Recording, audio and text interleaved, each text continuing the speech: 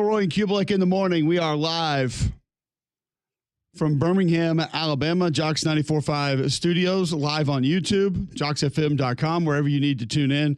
And we've got a big show for you today. A lot of college basketball that we're going to talk. Obviously, Auburn goes down to Texas A&M last night. One that I feel like a lot of people saw coming, was easy to sort of see coming based on what the Tigers had done, wrapping up a regular season SEC championship, going to Kentucky, winning for the first time in 20-some years, and then obviously having that number one seed in the SEC tournament wrapped up. However, you could also counter that with number one team in the nation should have taken care of business. Wasn't Auburn's cleanest game, best game. Texas A&M played hard, offered up some good defense. But has your opinion changed now of what Auburn might be capable of or might actually accomplish, or what their ceiling will be in the postseason? 800-239-9569. You can get in on the Buyers Right hotline. No McElroy today. He'll be back tomorrow.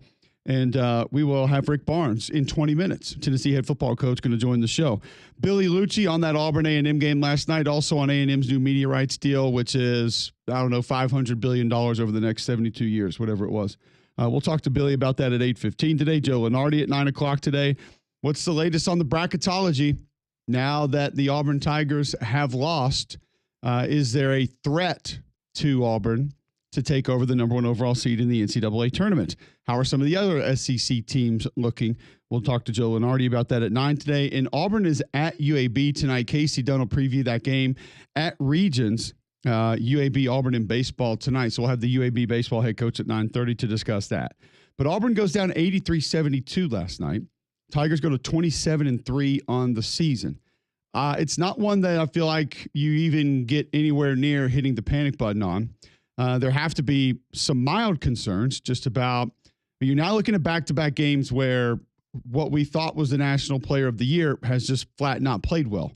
Janai Broome, that's back-to-back games where he just hadn't looked himself, hasn't looked good, hasn't been overly effective.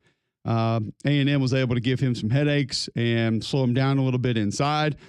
You kind of wondered later in the game when it felt like it just wasn't going to happen for Auburn if there was a chance Bruce was just going to sit him and say, you know what, this is just go ahead and get some rest here heading into the SEC tournament or heading into the Alabama game, which that's a different one coming up Saturday. Auburn wants to get that one for different reasons. But the first ever win for the AP against the AP number one team all time for Texas A&M. They were 0-9 heading into this game. It's the fourth AP top 5 win in program history. 3 of those, by the way, come under Buzz Williams. So just another reason that the SEC is deep. You look at the coaching prowess in the Southeastern Conference, and they've got it. A&M entered on a 4-game losing streak. So you think about where their seeding was, the threats to their seeding, both in the SEC and NCAA tournament, senior night, final home game.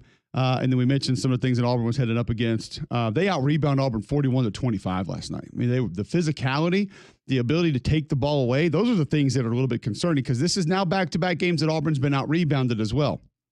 And so you have a little bit of concern about that, because it's a team that physically has been dominant the majority of this year. Auburn shoots 50% from the floor. They're 25 of 50, 9 of 22 from 3. A&M shot 43%, 9 of 25 from 3. The offensive rebounding differential was 24-9 on the night last night. The offensive glass was dominated by Texas A&M. Out rebounded by Auburn by 16. It's the largest rebounding differential by any team in a win over AP number one since Old Dominion out rebounded DePaul by 23 in January of 1981. That feels recent. First off, DePaul was number one. Second off, Old Dominion was the one that out-rebounded them by 23. Third off, that happened in 1981. So that was a big reason that it happened last night. A&M, they crashed the glass, and they were more physical. 24 offensive rebounds. That's the most by a team in any win over the AP number one team in the last 25 seasons. So it, I don't know, John, some of the folks that I was with in Lexington over the weekend, like I said, I was with someone that played basketball at Auburn, and he kind of said, listen, he's like, Tuesday night, forget it. He's like, they can't win all these games down the stretch. You can't go to Kentucky, get that win, to A&M, get that win, then get that win at Alabama home, because we were referencing, I was telling him how Auburn had the opportunity to set the record all time, by the way, for quad one wins before the tournament and wins against AP ranked opponents before the tournament. So that's not going to, both of those aren't going to happen anymore, but he was just like, one, he's like, I've played there. It's a more difficult place to play than people think. He said, two, because of how A&M plays physically and how they defend, that is the worst matchup possible for a team that's sluggish. If you're not on your game and you're not ramped up, he's like, that's the team that can get you because of how they play. And it kind of came to fruition last night. But I don't know if that's one that you looked at it and said, this is not a good spot for Auburn. I felt that way going in. I felt that this felt like, even though it was obviously a ranked team and definitely a quad one win, it felt like a trap game because of what happened on Saturday, what they've got coming up this Saturday, what they locked up this past Saturday.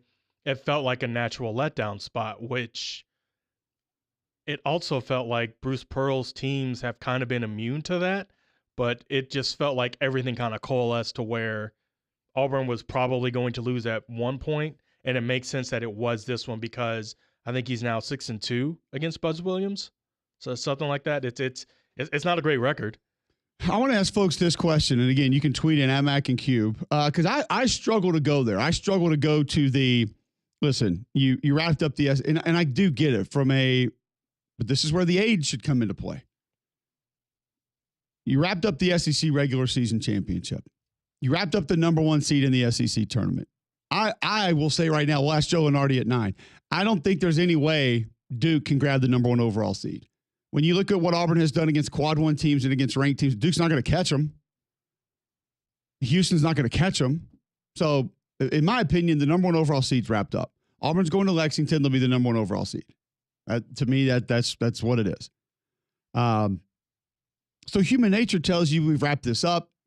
You have obviously a giant sigh of relief being able to go win at Rupp for the first time since '88.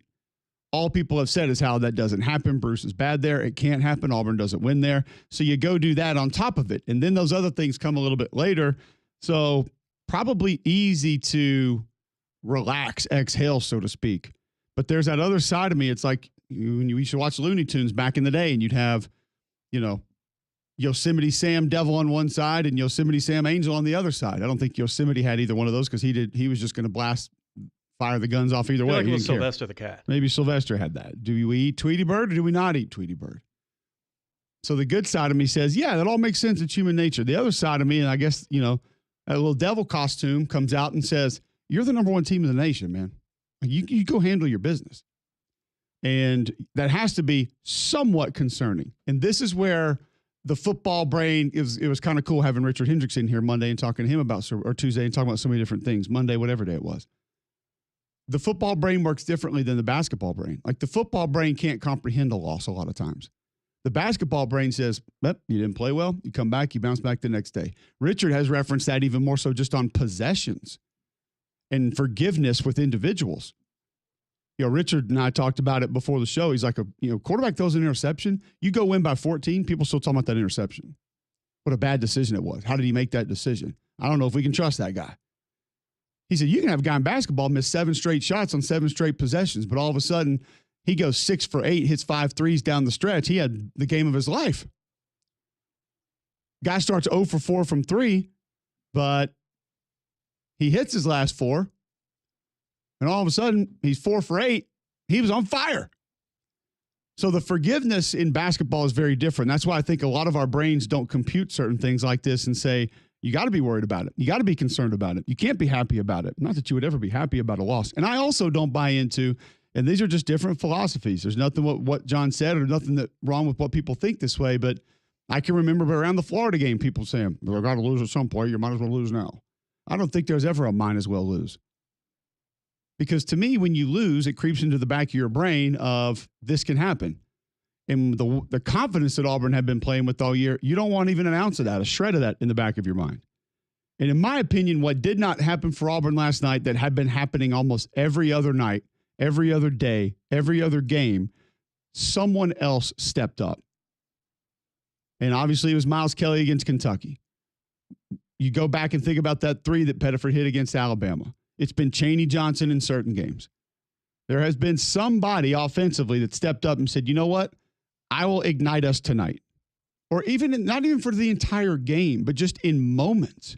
And there were a couple of those moments last night. Baker Mazara launches a three way too early in a possession. You have two putback opportunities. You don't get them, and you're thinking, that's the stuff that has not happened all year. Miles Kelly has a chance to get fouled on a three. The next possession doesn't take it, waits, and then the ball gets stolen. Those are the things that haven't taken place. Now, I mean, it's not like it was an atrocious night for everybody on the floor. I mean, Pettiford was 6 of 10 from three. Normally, we're sitting here yelling and hollering about how great that is. Now, he didn't get to the rack, which is another thing that he does extremely well. And Auburn only went to the free throw line 15 times. But you had three starters in double figures. However, your bench was outscored 31-10 last night. And what's another thing we said about Auburn all year? How deep they are. They got guys that can come in waves. They have so many different players that can play, offer you different things. I go back to what was told to me over the weekend, in that this A&M team was not one that you could show up and be sluggish against because of the physicality. We talked about certain people have made a lot about Auburn's age all year. A&M's not a whole lot different. They're grown-ups. And they must be treated accordingly. And last night they were not. It doesn't mean this is not the number one team in the nation. It doesn't mean that this shouldn't be the favorite to win the national championship. But there also are going to be mild concerns that come out of it. Are you concerned? 800-239-9569. What do you think about Auburn moving forward after what you saw last night? Tonight, we're going to get more college basketball and more meaningful college basketball, as Florida will be at Coleman Coliseum. And this is one that Alabama, in a very similar situation, could talk about. Certain things are what they are. It's not one that you look at and say, well, if you drop this game, it's going to be the end of the world, or you're not sure how you're going to handle it or manage it. But big game against a big opponent, as number 5 will be taking on number 7 at their house, 6 o'clock ESPN2. And there are portions of it that don't feel like a great matchup for Alabama. There are portions of it where you could see Alabama having a lot of success. But there shouldn't be any size or relaxation or sitting back in your chair saying, we'll be on somewhat cruise control in this game for Alabama. You're playing to get on the one line. Still feasible. So, and obviously you want to help your seating as much as humanly possible. Yesterday, Greg saying, hey, you're on the 2, you're on the 3, kind of is what it is at this point. I want the biggest number possible under me in the bracket on that matchup. If I can get a 13 instead of a 12, by God, I want that 13. There's no way that I want that number. If I can get an 11 instead of a 10 instead of a 9, that's a lot to play for, in my opinion. Because you want the team that, I guess you would say, is not necessarily being taken care of from a seating perspective. Now, it might piss them off, but either way. You can't help that. Not our fault. Also, last night in the Southeastern Conference, and again, some of these games, if you're talking about last 4 in, we'll talk to Lenardi about that at 9 o'clock today. Kentucky hammers LSU last night, 95-64. Yeah. And one of the differences for Kentucky, Owe nowhere to be found against Auburn, and now he shows up with 24 points last night. LSU just not a great basketball team. They're 3-4 in the SEC this year. Mississippi State goes down to Texas. This is a big game for Texas, as they're scratching and crawling. 87-82 in overtime. And you get another great performance, which we probably have not talked about Trey Johnson enough on this show. And I think a lot of shows are missing out on him and just how prolific a scorer he has been. Freshman goes 43 minutes last night, has 23 points for Texas as they shoot 11 of 23 from behind the three-point line, and the Longhorns get that win. Georgia takes out South Carolina. South Carolina's 2-15 in the league. Not a lot to talk about there except for Georgia now 19-11. They'll gun for 20 wins this weekend. And Arkansas takes out Vanderbilt. There's meaning there because Arkansas, they're fighting and scratching trying to get in. They want to try to find a way into the NCAA tournament. Vanderbilt obviously playing for seeding, and 90-77, Arkansas gets that win last night in another late tip in the SEC. We mentioned it tonight. You will get Alabama, Florida, 6 o'clock on ESPN. Missouri is at Oklahoma. That's 7 o'clock on the SEC Network Plus. And then at 8 o'clock tonight, Tennessee Ole Miss. Rick Barnes joins the show next right here on McElroy and Cubelic in the morning.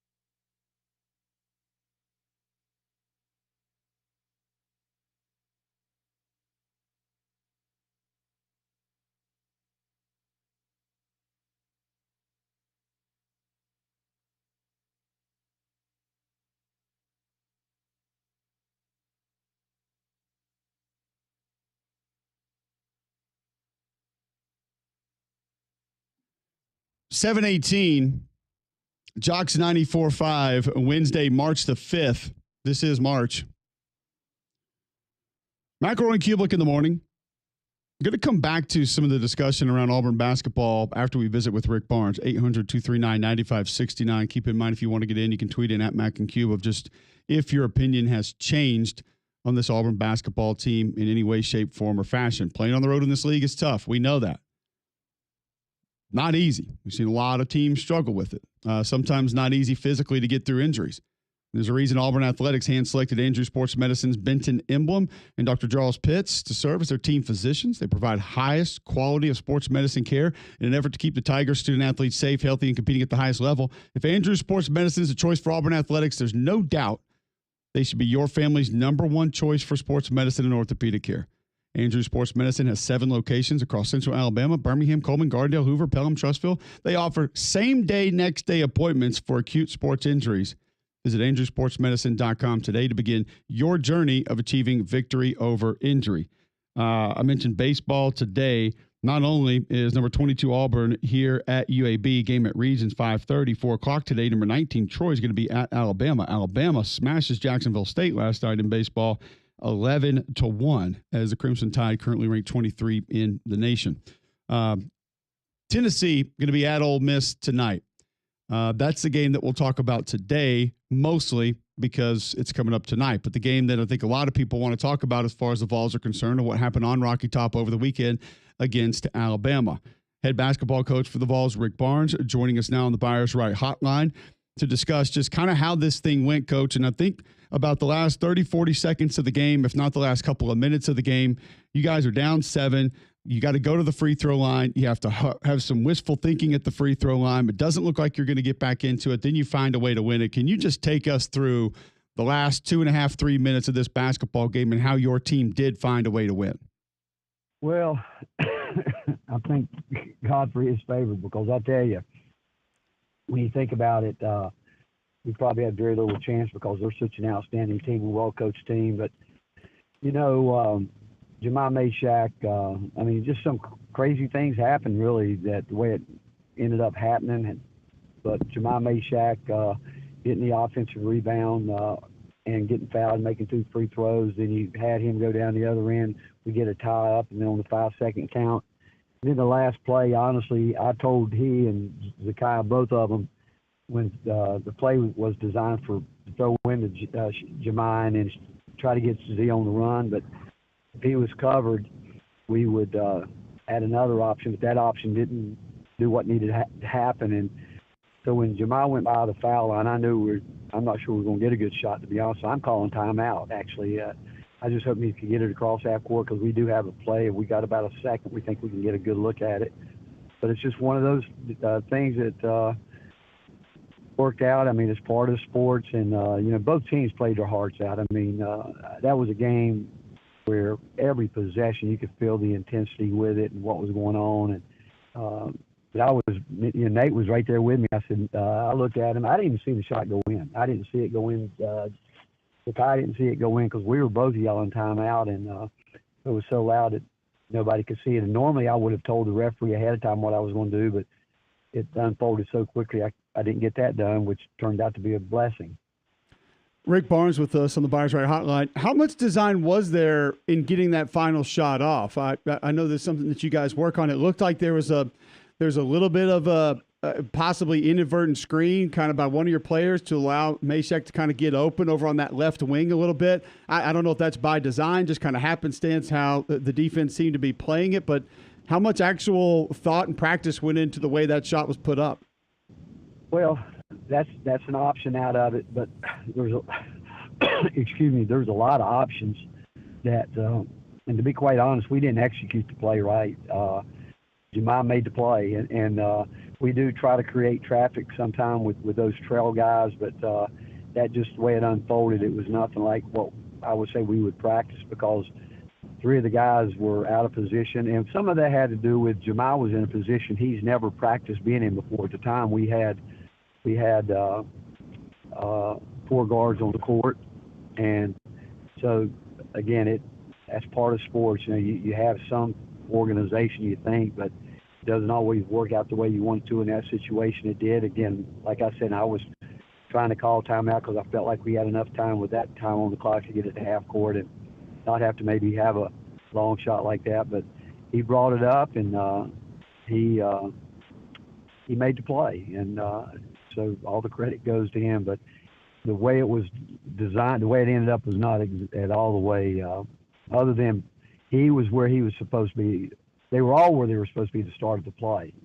And then he just had to make the play, and he did. Absolutely. Coach Barnes, you mentioned intensity, referencing just the entire game, every possession against Alabama, but it's no secret to anybody. Intensity on the defensive side of the floor is just different with your group. When does that begin to be a part of the conversation, either in recruiting or when a guy gets on campus? I just feel like it's got to be in their DNA if they're going to play for you. How do you get that out of your ball club seemingly not just every game but every season?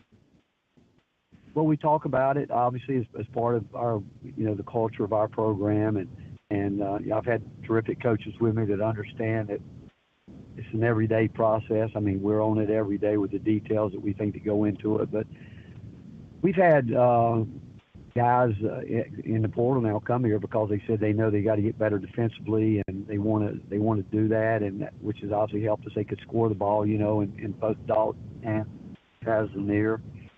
So, but it's just one of the key things that we talk about in our program that we think is the utmost important. We start on the defensive end, and that includes rebounding, deflections, helping your teammate, all kind of things. But just what we believe in as a program. And like I said, I've got players that we've got players that have bought into it, and plus I've been just blessed with so many wonderful coaches that have come in and helped implement that. We're visiting with Rick Barnes, Tennessee head basketball coach, and there's a lot of jockeying for position right now, Coach. This time of year, you have experience with it. You've been around it. Whether it's the NCAA tournament seeding, SEC tournament seeding, is there any discussion with that about what could be, what could happen, what might be, how much more beneficial it would be to win your last two games, and maybe how detrimental it would be to drop a game at this time of year? Do you have those conversations with your team to try to clarify it so they're not getting it all from outside sources? Yes, and for the reason you just said right there, because my deal is you take care of the games. That all takes care of itself. But the fact that it is what it is, and they're getting asked questions when they're not with me about what you're just asking. So, yeah, we talk about it.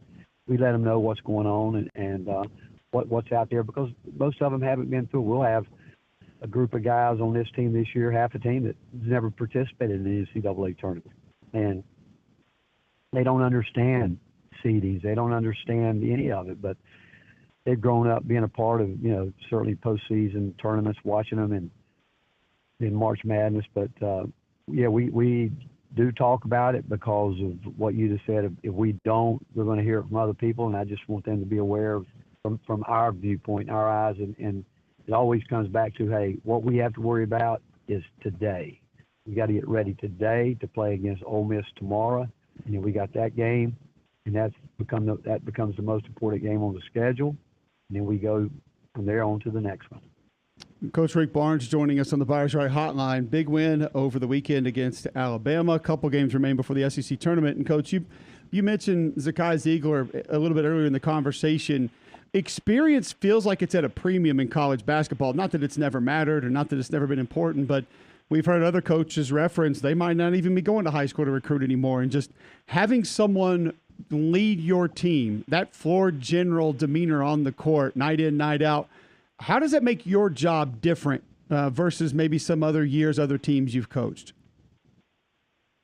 Well, will tell you next year it'll be different because with Zakai graduating and Jemiah graduating, those are two guys that I kind of, in my mind, they're our dynamic duo because you talk about the defensive side of it, they're the anchors of it, and then you throw Felix in there, and Jordan Gainey's gotten so much better. But when you have a point guard, I mean, it's like the driver. You can have the most expensive car in the world. If you're going to turn it over to somebody to drive, you're going to hope they're experienced and they know what they're doing. But being a point guard, and I talk to all my players about it, is, you've got to think about some days you're driving on the interstate, other days you're driving in New York City.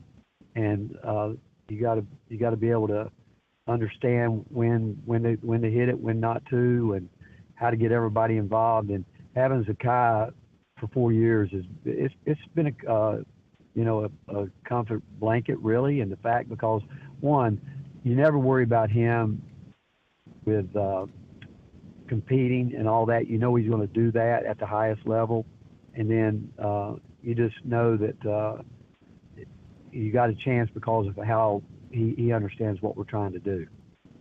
So, Coach, I'm interested because you've had success in the postseason, both conference tournaments and the NCAA tournament.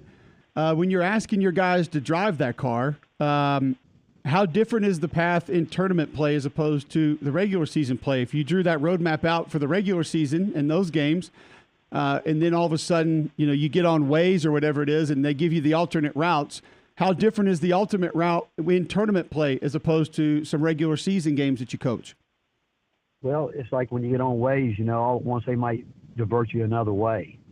And that's where everything you've done throughout the entire season, you hope that if you get diverted some way, you're allowed to have a straight shot with no curves, no bumps. But when those curves and bumps happen, those emotional highs and lows during a game, because you go into every game knowing that, especially this time of year, everybody's a good basketball team, and you've got to be on edge. But it's how you handle that, the emotional part of it.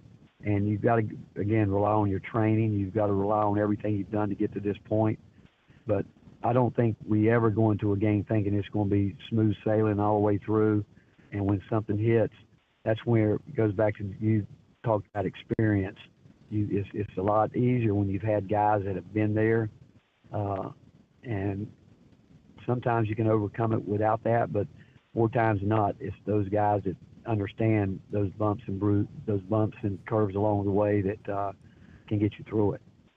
Coach Barnes, I'm interested to hear your response to this because you've faced the majority of these teams this season and you understand what a tournament field like it's going to be in the SEC this year is going to look like. Jay Billis on our show a couple weeks ago said he thinks winning the SEC tournament will be more difficult than the NCAA tournament. Now, the main reason for that was sort of the schedule and how it'll lay out. Of course, you're not going to have it from one weekend to the next weekend, going to be night after night after night.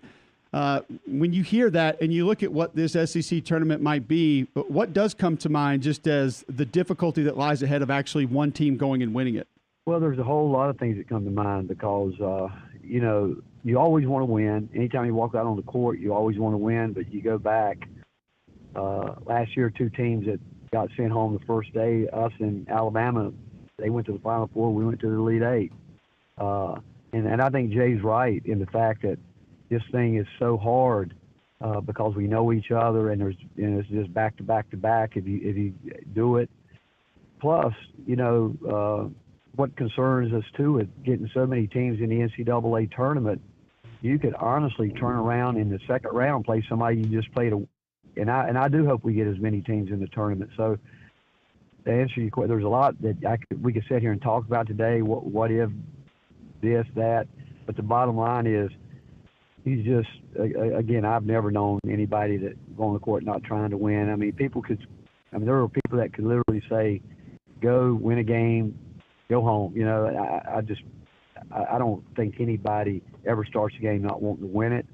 How it works out in the end, who knows? Only the good Lord knows that. But we're going to go. We're going to play as hard as we can play every day because I think that's a habit, and I think you start letting down what you've done all the way up to this point. We've all got a routine we've been through, and we're going to stay with that because that's the formula that we believe in. So we're going to prepare like we prepare today. We're going to come back and do what we do after the game on Wednesday night, and we're going to go to Nashville with the same thought process, and winning an SEC championship is something to be proud of. And then you hope you can do that, and then hope they can come out of it. And sometimes we overthink it, to be quite honest with you. We overthink it, and they're young guys. They want to play. They'd much rather play than practice. And it's up to us as coaches to do our job, and so we just got to go at it with everything that we have and see how it turns out. Absolutely. Great insight, Coach. I know it's a very busy time of year for you. We really appreciate you carving out a few minutes for us and wish you the best down the road. Hope to catch up soon. All right. Thank you, and God bless. Take care. Bye-bye. Thank you, Coach. Tennessee head basketball coach Rick Barnes joining us on the Buyers Right Hotline. They will get Ole Miss on the road tonight, 8 o'clock, ESPN2 for the number 4 Vols. Good stuff there from Coach. We'll continue talking college basketball on the other side right here on McElroy and Cubelic in the morning.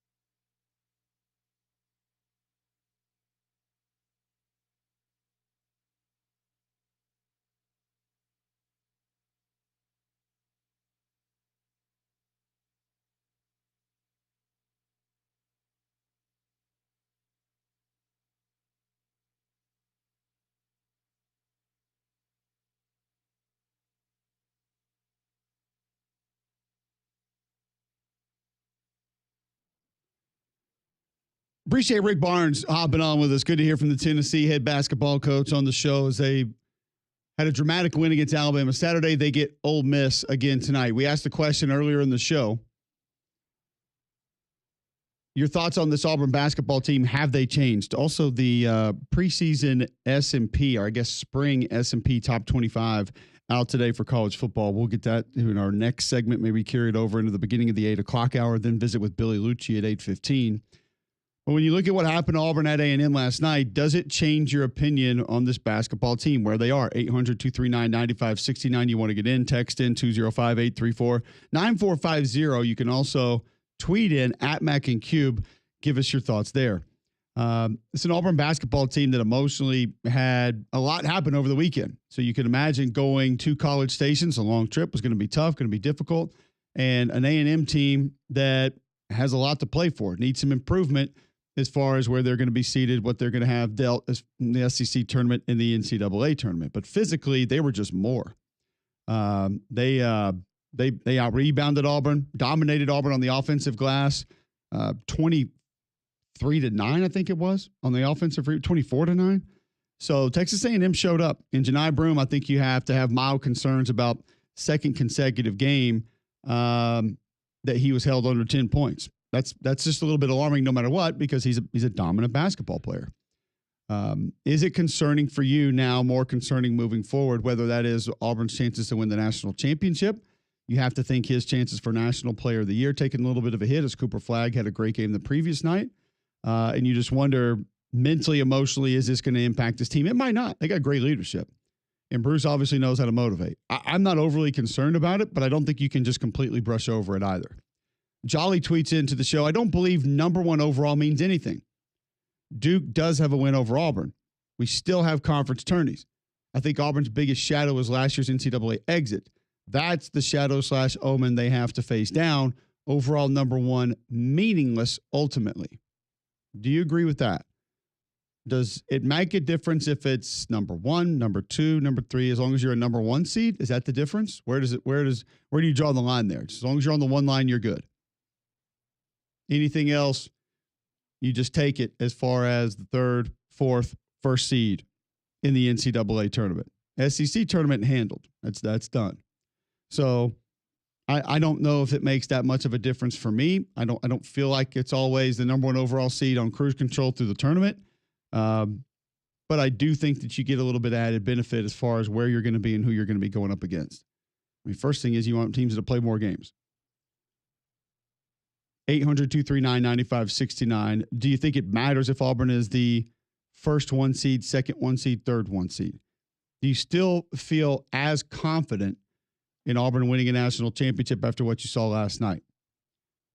It's okay to have a bad game. It's okay to have a tough run. And I think that's part of what went on last night. And Bruce Pearl has really just kind of thought Texas A&M's always been a tough matchup. He discussed that after the game last night. It's been a tough matchup for us. Been a tough matchup for me. Buzz does a great job. And, systems do match up with each other, and the things that they do bother us a little bit. They do a great job of driving downhill. They do a great job, one-on-one attacking closeouts. They do a great job one-on-one in the post and attacking. And they just physically dominated us. You look at the boards. They get 24 offensive rebounds. We get 16 defensive rebounds. They physically manhandled us. And, if this team is going to continue to win, we're going to run up against teams like Texas A&M, or like Florida, or like Duke, that are big and physical. And now, earlier in the year, we beat Houston, we beat Iowa State. Those teams were also pretty physical, but Texas A&M's physicality obviously dominated the game tonight. And that's I think the main thing you have to be concerned about, because we have all thought that Auburn was a physical basketball team. And will that be an issue moving forward? We don't know. Bruce also asked just about that focus coming off of wrapping up the SEC regular season championship, first win in Lexington in over 20 years. Was that an issue for his team against Texas A&M? I mean, I don't think it was a fault. First of all, we respected our opponent. We respected Texas A&M. And obviously Denver Jones, we feel is, I feel like he's the best defensive guard in our league. And obviously, if you look last year, A&M had 22 points at halftime at our place. He did it. Wade Taylor struggled to score. Denver's the best one-on-one cover guy I got. So obviously missing Denver was a factor. And then you let those guys get downhill, and then they rotate and they rebound the backside. It just plays right in their hands. If you can line some guys up in front of them and keep them in front, the teams that could do that, and we were able to do it last year. We did not do it tonight. So that's Bruce just on the focus of his basketball team last night. And if there's a guy that you trust to be able to get the team refocused, I think he would fall into that category towards the top of that list. But either way, Texas A&M gets their first ever win against AP number one all time in the history of the school. We'll talk to Billy Lucci of Tex Ags at 8:15 about it. When we come back, we'll talk a little bit about the S&P College Football Spring Top 25. What are some of the concerns of certain teams that maybe seem to be too high? Some concerns about teams that might be too low. What do we like about where teams are ranked? What do we dislike about where teams are ranked? We'll discuss it next on Mac and Cube in the morning.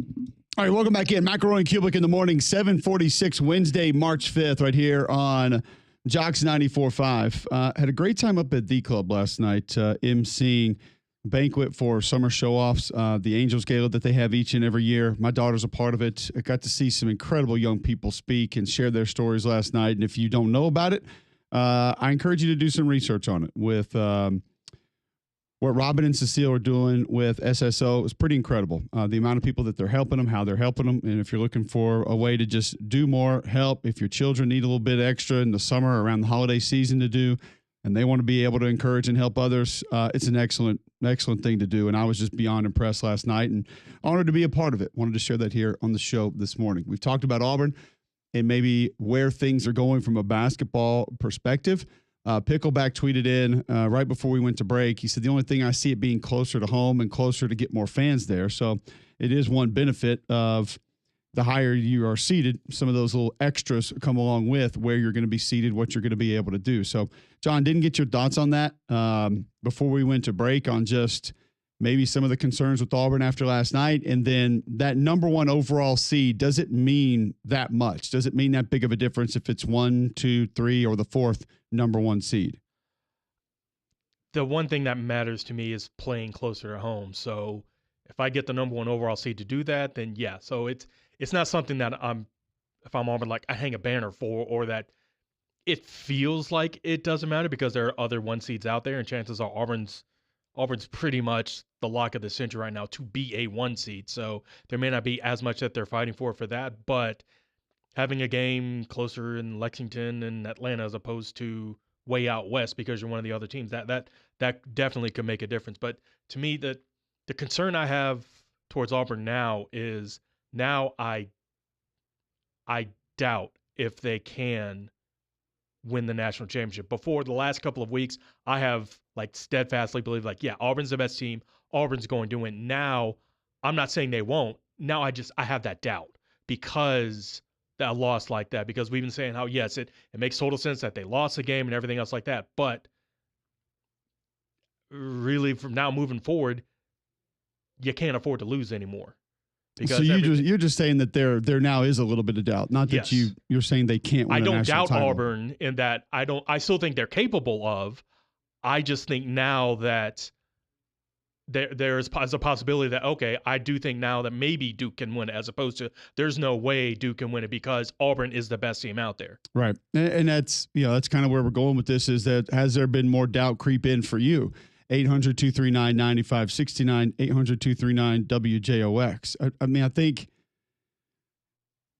that's the part of it that I struggled with earlier when we discussed it, is that number one team should handle their business. But then you think about the human portion of it. You think about emotionally, mentally. Some of the other stuff was taxing, takes a lot out of you. And does that make that much of a difference? Is it okay if it makes that kind of difference? I don't think that you just write them off. I don't think you look at it and say they can't win a national championship. Is there a little bit of doubt that might creep in there? Maybe. I don't think it's as much for me, but it did kind of open my eyes to a couple of things. Like I said, second consecutive game that Broome has not been great. The physicality being as different as it was. I mean, they've lost on the boards for 2 straight games. That's a little bit concerning now moving ahead. I hope not, but it's just 2 games. But it kind of feels like Alabama last year.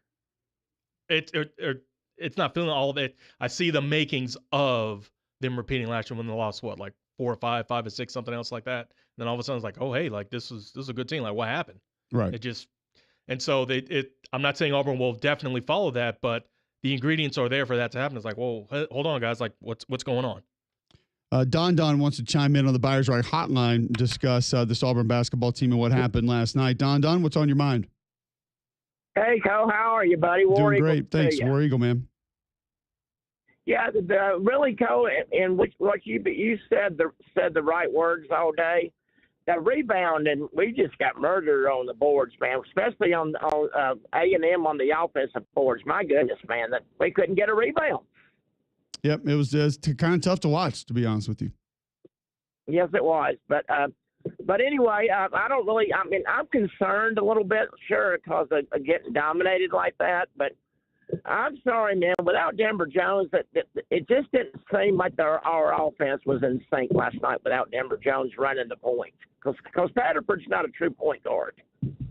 Well, you heard Bruce say it there when we played the audio from after the game a few moments ago. Just that not having Denver out there was big, and it was impactful. So it did feel like Pettiford was forcing some things last night, and I think what you saw from Tahad Pettiford last night in certain moments should have brought great relief to a lot of Auburn fans that Bruce had the ability to bring him on the way that he has.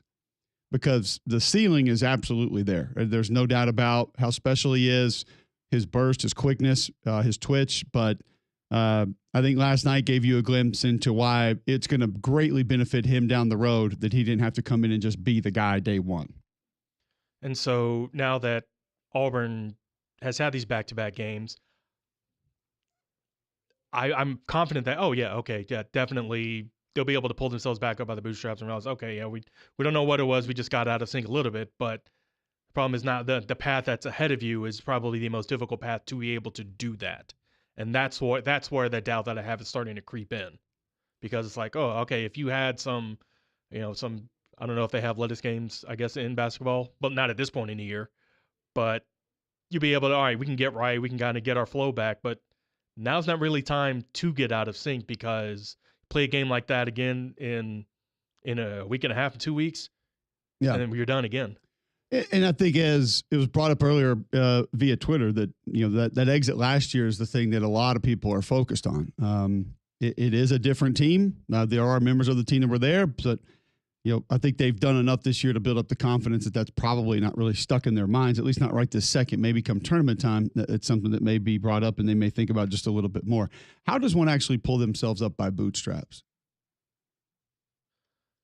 Maybe back in the day they didn't have shoelaces; they just had an actual strap. And you would grab the front of your boot and pull yourself up off the ground. Maybe it's quicksand. Maybe you lean down and pull yourself up that way, and that's how it was. It's an interesting thought there, because I'm trying to picture how exactly that would happen. Maybe leather floats. So via useless etymology. Look at that. Okay. It's more of the strap on the back, like Doc Martens had that little loop on the back thing. You know what I'm talking about? Oh yeah. And you would kind of grab that and then, I guess, pick yourself up. The phrase "pull yourself up by your bootstraps" originated shortly before the turn of the 20th century. It's attributed to the late 1800s physics school book that contained the example question, "Why cannot a man lift himself by pulling up on his bootstraps?" Like, we just made that a whole lot more complicated than we needed to. Yeah, it's physics. What do you expect? Ruins everything. What kind of schools were we running back in the day? They're all in one room. I bet the kindergartners overheard the physics stuff and weren't quite sure what was going on. So apparently, when it became a quick little phrase referring to socioeconomic advancement, who is writing this? Like the human thesaurus? Are we just trying to jam as many big words into a sentence as possible? You went to an etymology website like that. That's kind of on you. You should have gone to Urban Dictionary. So it became a colloquial phrase referring to socioeconomic advancement shortly thereafter. It was meant to be sarcastic or to suggest that it was an impossible accomplishment. So you just said you have confidence that Auburn can do the impossible. Pull themselves up by their bootstraps. Well, seeing as how they have yet to do it, it has proven to be impossible. For now. It may be impossible in your mind to feel better on a daily basis, but Game Day Men's Health can help you. They can help you pull yourself up by your bootstraps, literally. If you lack energy, you're getting poor sleep, feel on edge, could be the effects of low testosterone, and Game Day Men's Health wants to help you today. All you do is go to GameDayMen'sHealth.com, schedule your free consultation, which includes a free PSA test, a free PSR test, and you're going to have an idea where your baseline health is right on the spot. If you're concerned with your weight, they have multiple weight loss programs that they want to help you with to get the pounds off. Go to GameDayMen'sHealth.com right now, schedule your free consultation.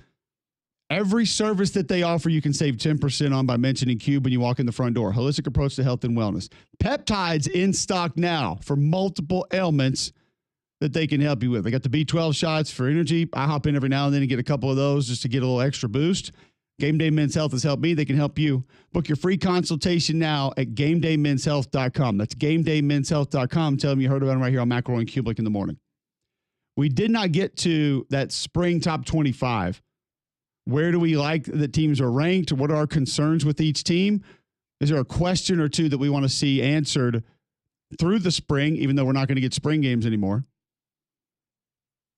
about all these teams that are in the top 25 or maybe just top 10, top 15? We roll through, and we'll do it next right here on McElroy and Cubelic in the morning.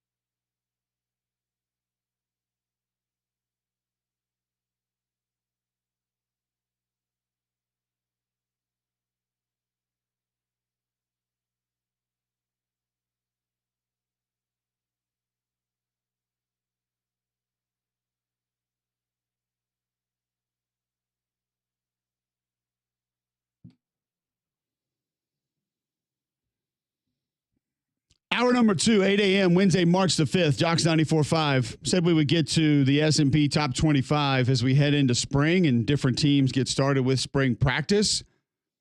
We will do that momentarily. Billy Lucci coming up in 15 minutes. We'll talk Auburn, Texas A&M with him, and then talk Texas A&M's new media rights deal and what that means for the future of potentially other SEC teams and what exactly is said company getting for all that money, over $500 million guaranteed over the next 15 years for Texas A&M.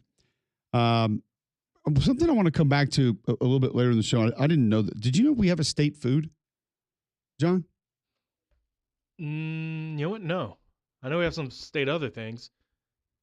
I would have figured, honestly, is it a moon pie? No, it's Okay. a solid guess. There is a I've come across something that lists by state different things. It's to be used for college football, but it is, or just for sports, I guess, but it has things like that in it. And I'm wondering, do we need to go through all of the Southeastern Conference states and repair some of these, specifically Alabama? Uh-oh. Like state bird, I don't. Yellowhammer? Correct. Okay, I mean. Or nickname of state or motto, different things of that nature. Do these need to, or maybe the fun factor that's also provided, should we change that? Because some of these I just don't think are accurate and over time have just dissipated. We need to go find a different way to talk about these states. I don't think we have time to do it now because we got Billy Lucci in 15 minutes and we're going to hit this top 25, but we could come back to that because I feel like it's our civic duty. Okay, so everyone's going to go look it up now, which you probably would have as well if we wouldn't have continued this conversation.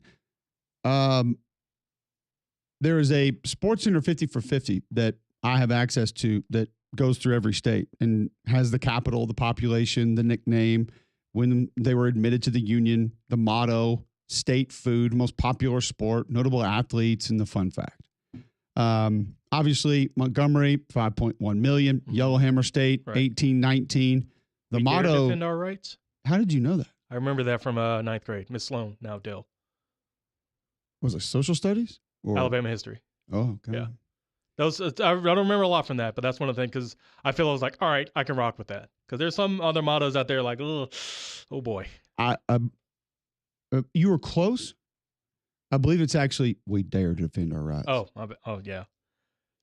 I was New Orleans bred, okay. So it sounds differently coming from and I'm surprised that Miss, what was her name? Miss Sloan. Miss Sloan did not provide you with the state food. Yeah. Hoover concentrated on what was important. Food was not.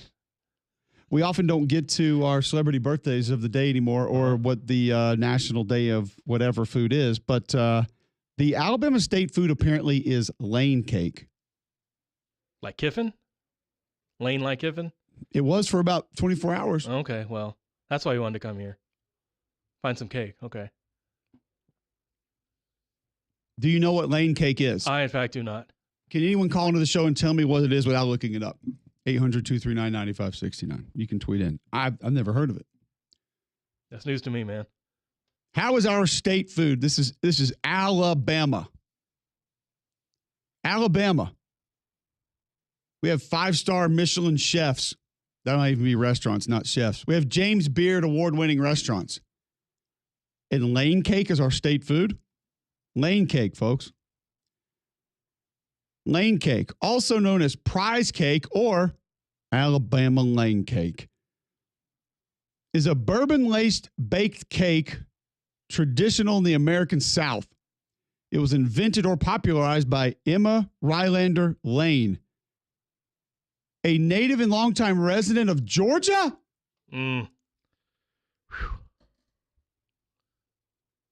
They really are this new standard in the SEC. Who knew? While living in Clayton, Alabama in the 1890s, she developed the recipe. But if it meant that much to our state, we wouldn't be celebrating somebody that moved to Georgia. Unless it were like a Julio Jones situation where he was drafted by an NFL team to go there.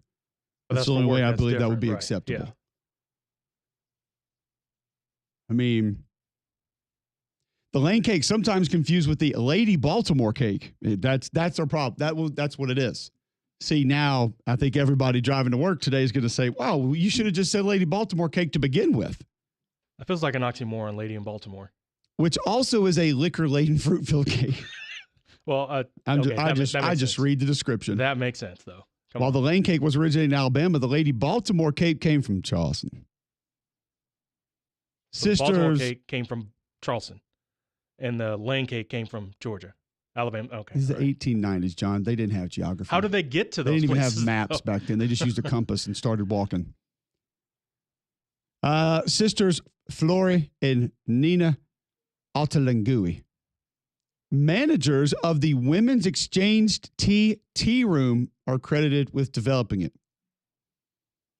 Stores like to be mouthfuls back then. Haberdasheries. I feel like you had an extra T in there. It's just not necessary. It could have been just the exchange tea room. Yeah. Instead of the exchange tea room. Many of the variations of the lane cake now exist with three or more layers of white sponge cake separated by a filling that typically includes, you tell me, pecans or pecans, raisins and coconut soaked in a generous amount of bourbon, wine, or brandy.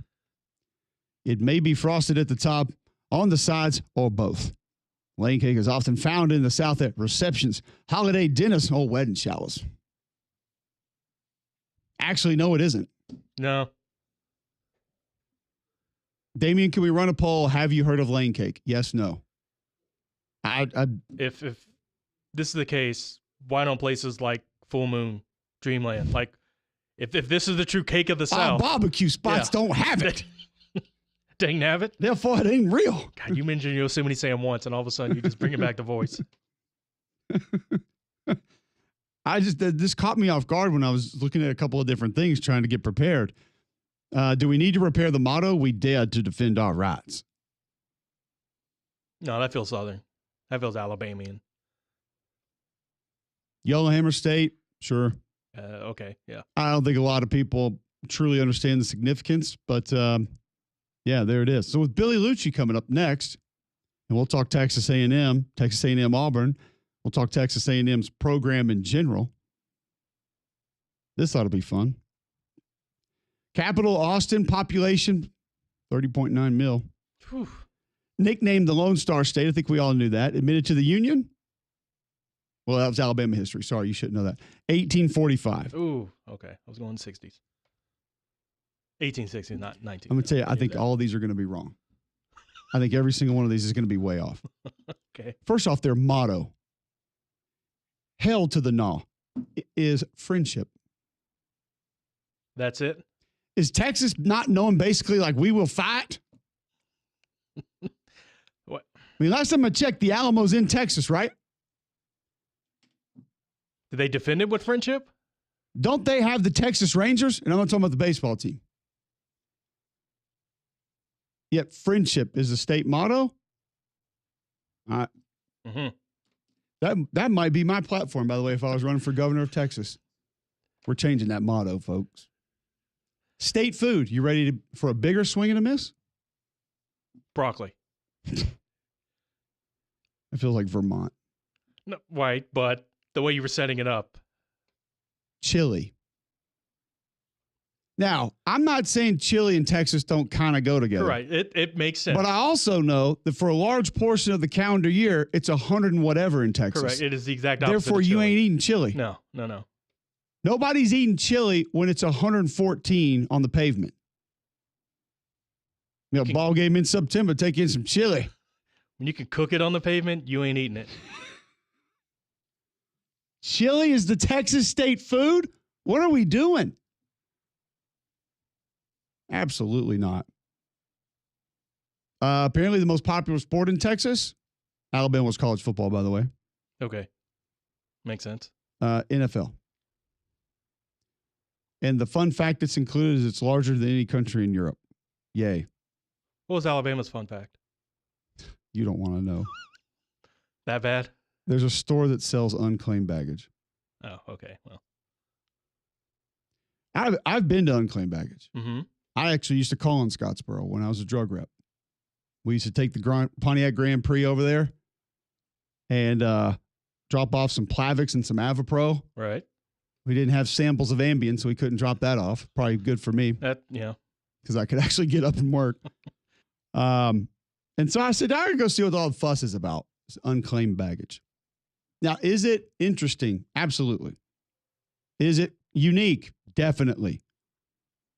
Is it wild to even consider with the human brain that these are things that have, here's what, they market it as things that were lost, but they're not lost. They're right there.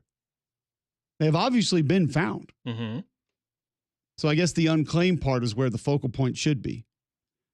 The issue that I had is, and I think you will understand this from knowing me for a few years, it's gross. A bit, yeah. It's really gross because it's just other people's things. The day that I went, there was a literal pair of underwear, whitey tighties, on a hanger. And I said, we're out. We're leaving right this second. There were undershirts for sale. Not new, mind you, not like a Hanes set of 5 undershirts in the package. Individuals undershirts. Right. And I said, we're gone. Yeah. Goodbye. Don't need anything else in here. And then they had a giant Louis Vuitton trunk, like over the register, that's not even for sale. That's off limits. Okay.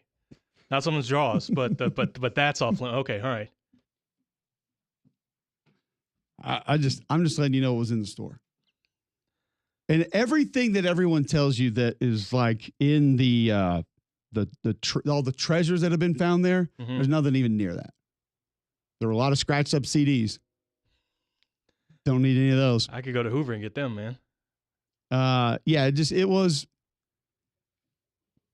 is something that we have here in our state that is very unique. I'm not trying to really make fun of it, but it was a smidge overrated.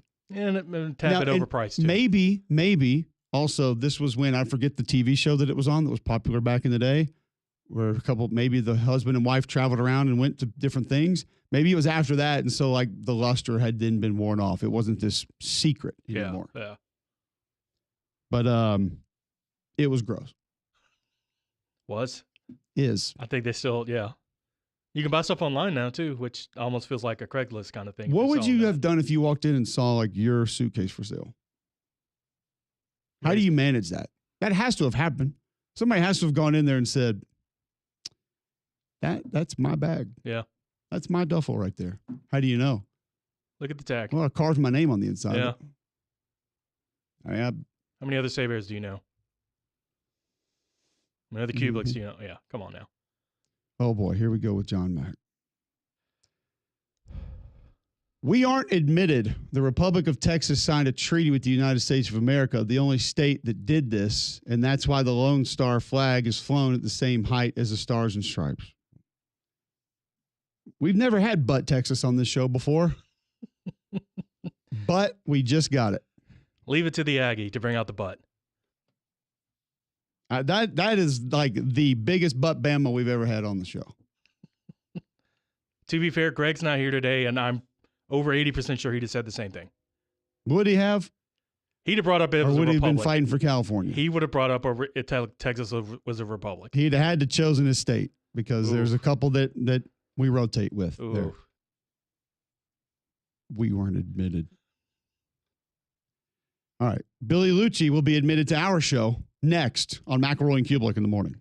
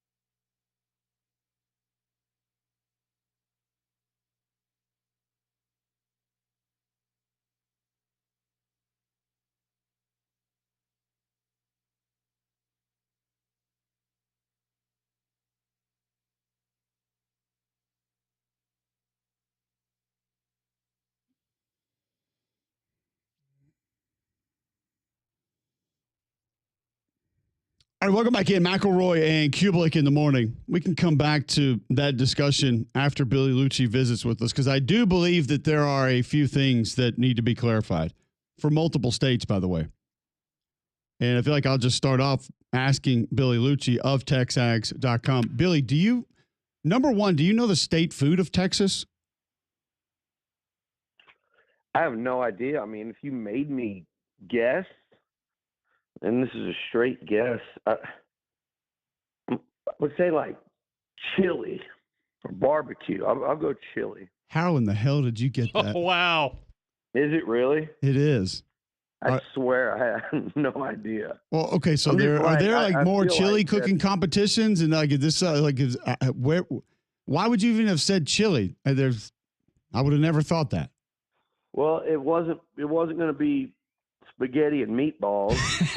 It was, if it was up to me, it would be like probably enchiladas, but that's probably, you probably can't steal that and you consider it's Mexican food. So I don't know. Chili, you're right. I attended a chili cook-off last Thursday, the Houston rodeo cook-off, although I didn't see much chili. I just feel like it's too hot in Texas to have chili be your state food. I mean, like there can't be a ton of months out of the year that you're like, yeah, let's get some more chili. That is true, but you'd be surprised. No, it's fair. That is true.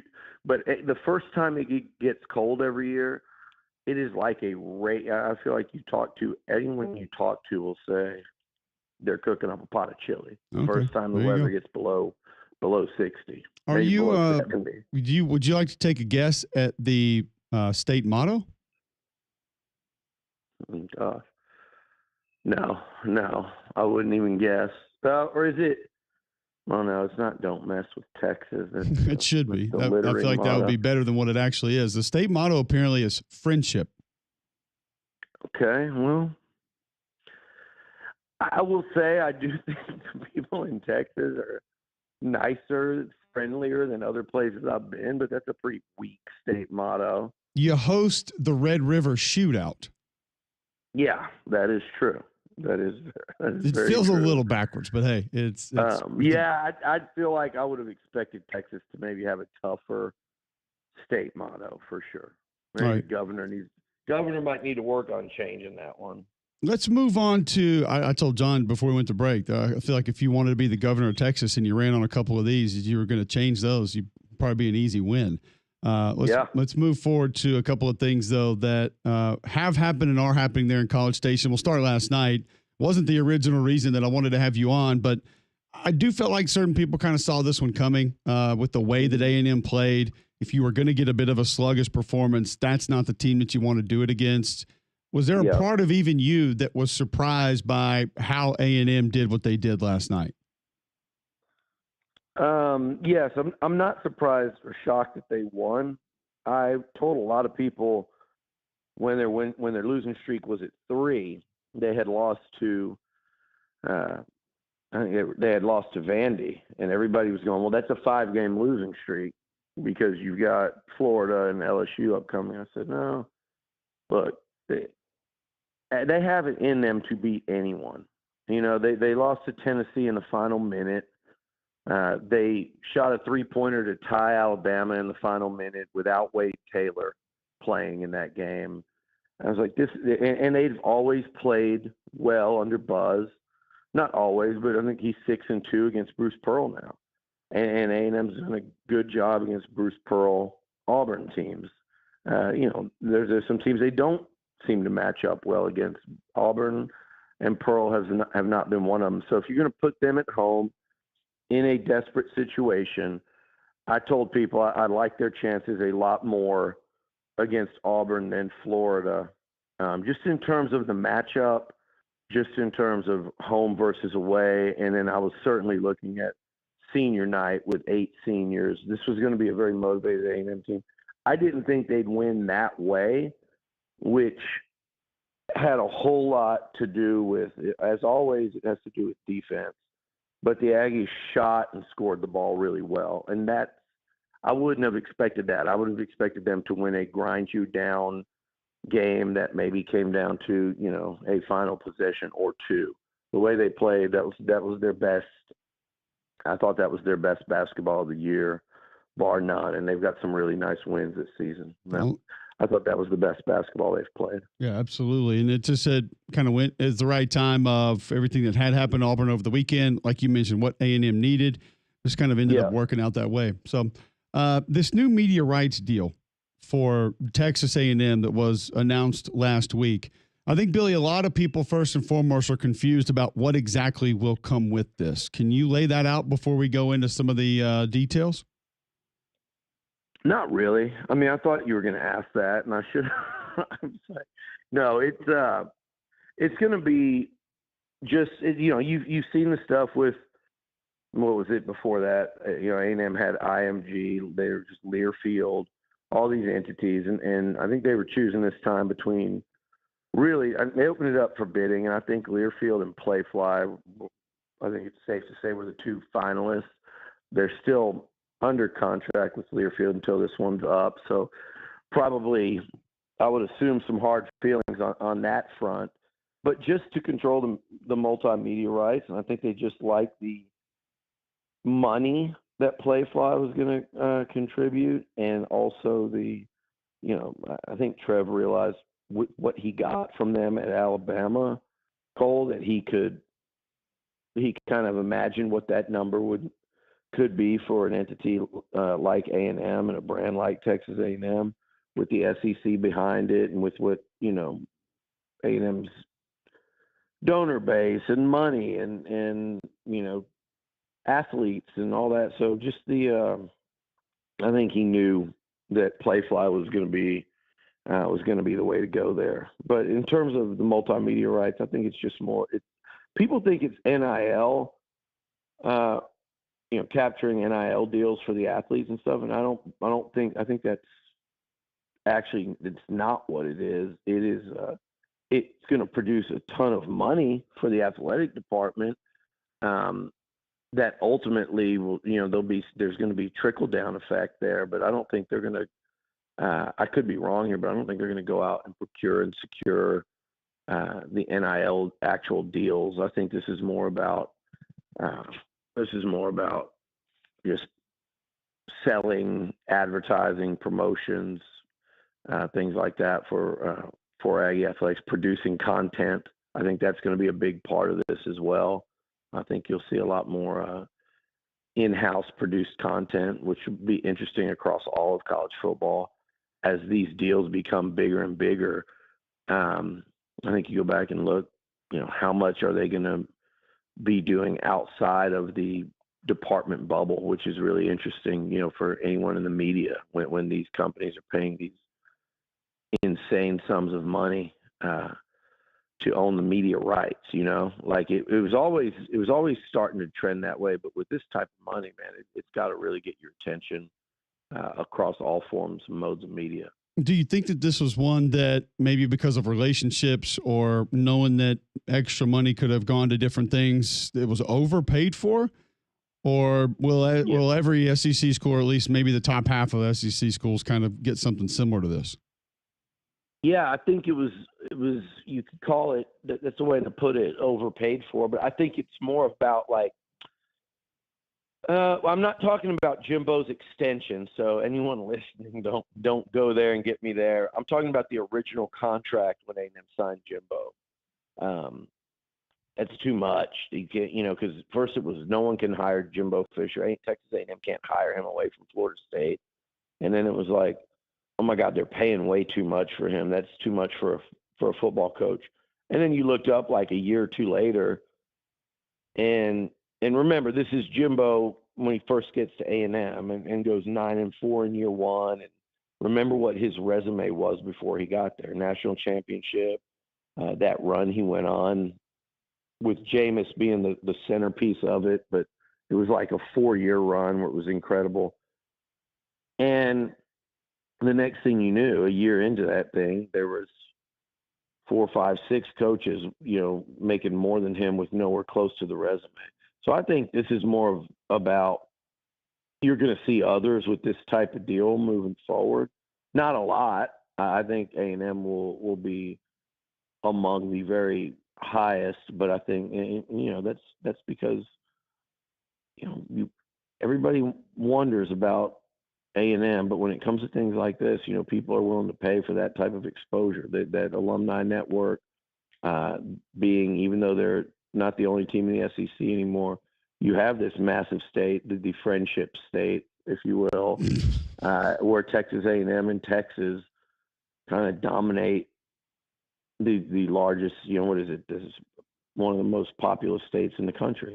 I think they're one of the 3 or 4 most populous states in the country. So it's you see the draw, you see why they'd pay, but I do think this is more, Cole, about like a bar setting.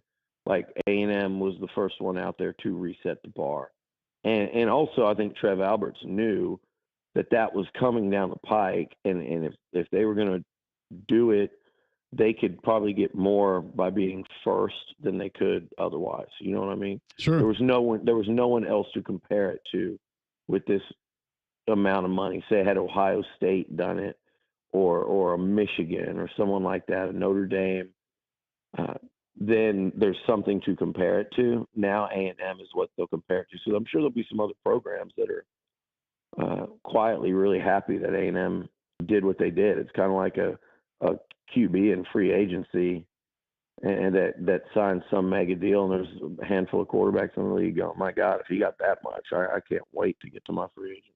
I don't think there's any doubt. And yeah, I think Trev Alberts deserves a lot of credit for it happening when it did and how it happened. If you didn't see it previously, 15 years, $515 million, fully guaranteed deal with PlayFi Sports for Texas A&M's multimedia rights space.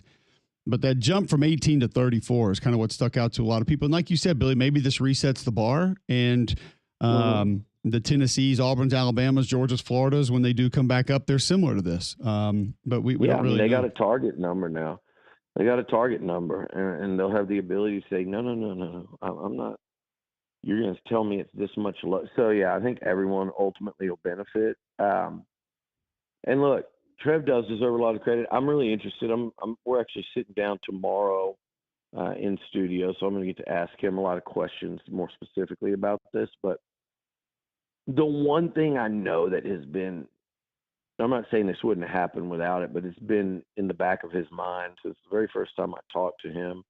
He's such a financial guy, and he views things so much from that prism that he's sitting there knowing what's coming in the way of the athletic departments taking on that NIL burden. And you're looking at schools like most in the SEC taking on a $20+ million a year, a new stream in the expense column. Okay.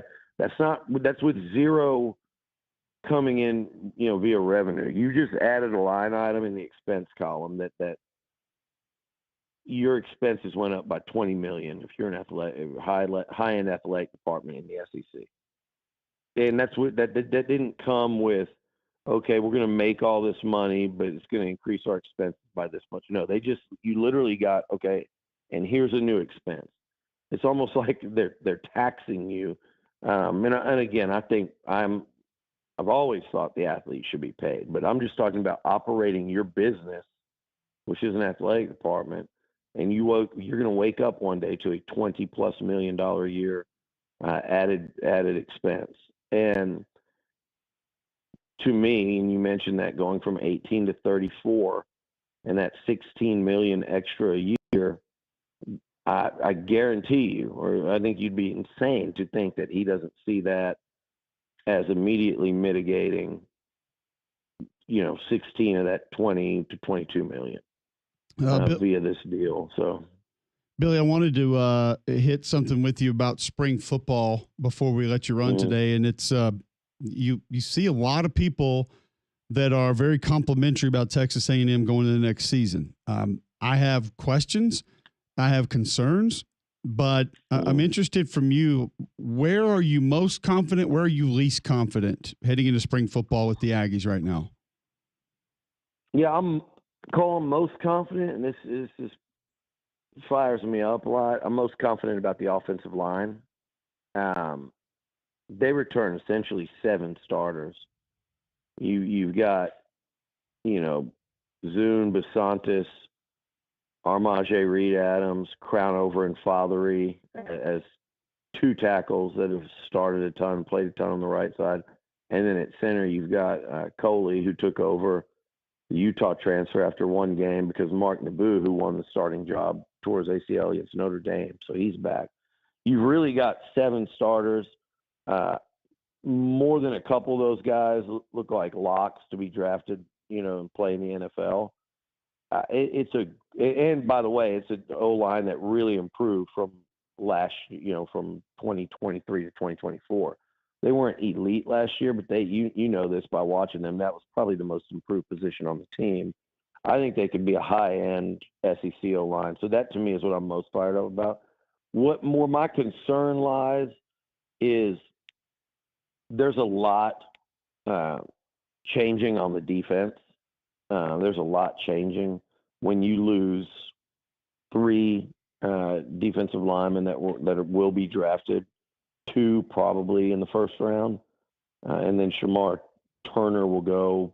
I don't know, maybe round 3, maybe 4, but 3 NFL D linemen, and that was your strength last year, and the back end was an issue. So hopefully Mike Elko shores that up. He was on with me this week and reiterated that he's taking over the defensive in-game play calling and things like that. So I think he obviously recognized the problem and is going to fix it by doing it, I guess, the best way he knows how, which is doing it himself in terms of at least on Saturdays. So hopefully that helps there. We could go, and I'm sure we will call at some point, but go on and on about what all they're returning. And there's a lot to like on that defensive line, namely Hicks and Regis and Cassius Howell, who I think he was the best pass rusher last year. But you just lost a lot on a position that was by far your best position on a unit that was a disappointment last year. So that would be my biggest concern. And then what has to happen, and I wouldn't call it a concern because I do believe he'll make it happen, but Marcel Reed has to take a big jump from year 1 as a starter to year 2. Yes, I don't think anybody would deny that. Billy, great stuff, man. Appreciate the time. We'll spend some more time on it, obviously, before spring football concludes and the season gets here. Thanks for hopping on today. All right, buddy. I'm on my way to the office to sit down with your boy Pate. So if you got any messages, is he in want studio? Me to relay to him. Yeah, he is actually. He's down here for other reasons, and of course, he's going to stop by, and he'll probably get a free lunch out of the deal, I'm sure. I would imagine that's what he's gunning for. So. Yeah, he may have made the trip just for that. Actually, I bet it wasn't chilly though. It's not going to be chilly. Yeah, I was going to say just for some chili. It's under 50 right now. Well, take him chili and say, just educate him. Say this is state food of Texas, man. That's why you're here. He'll be like, why are we eating chili? I'll say, what the hell did you expect to eat? You're in Texas. Say number 1, friendship. That's our motto. Okay, I'm trying to be nice. 2, chili, state food. What are you here for? Well, text me anything during a commercial break that you'd like me to ambush him with in terms of a question. That'll be a long text, by the way, but I'll get to it. Yeah, I'll get it. Appreciate it, Billy. Buddy. We'll catch up soon. Thanks, Cole. There you go, Billy Lucci. You can catch, as he said, Coach Elko has already stopped by in the last week. You can go back and find that. And Trev Albert's going to be on tomorrow, texags.com, where you can get all that from Billy Lucci and the guys who cover the Aggies so well. They do an excellent job. I think we have to come back to this. We could sit here and talk spring football and spring top 25, but I feel like that there are SEC states that need to be corrected. We haven't even taken suggestions on how we would correct our own. We got to fix our problems here in Alabama first before we move on to Mississippi and Tennessee. We'll do it all right after this on Mac and Cube in the morning.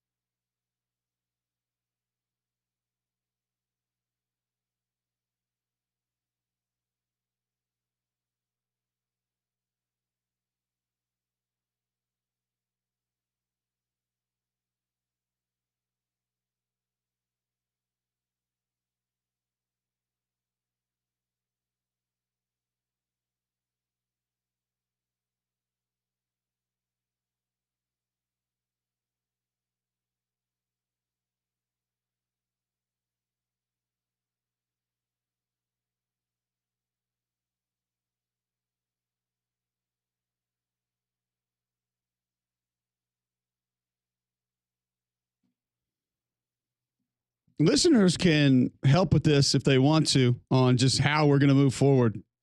Is it the spring S&P top 25? Do we go through these SEC states and help prepare the state food, state motto? 800-239-9569. You can tweet in at Mac and Cube. I mean, I'm sure some people really want to go through the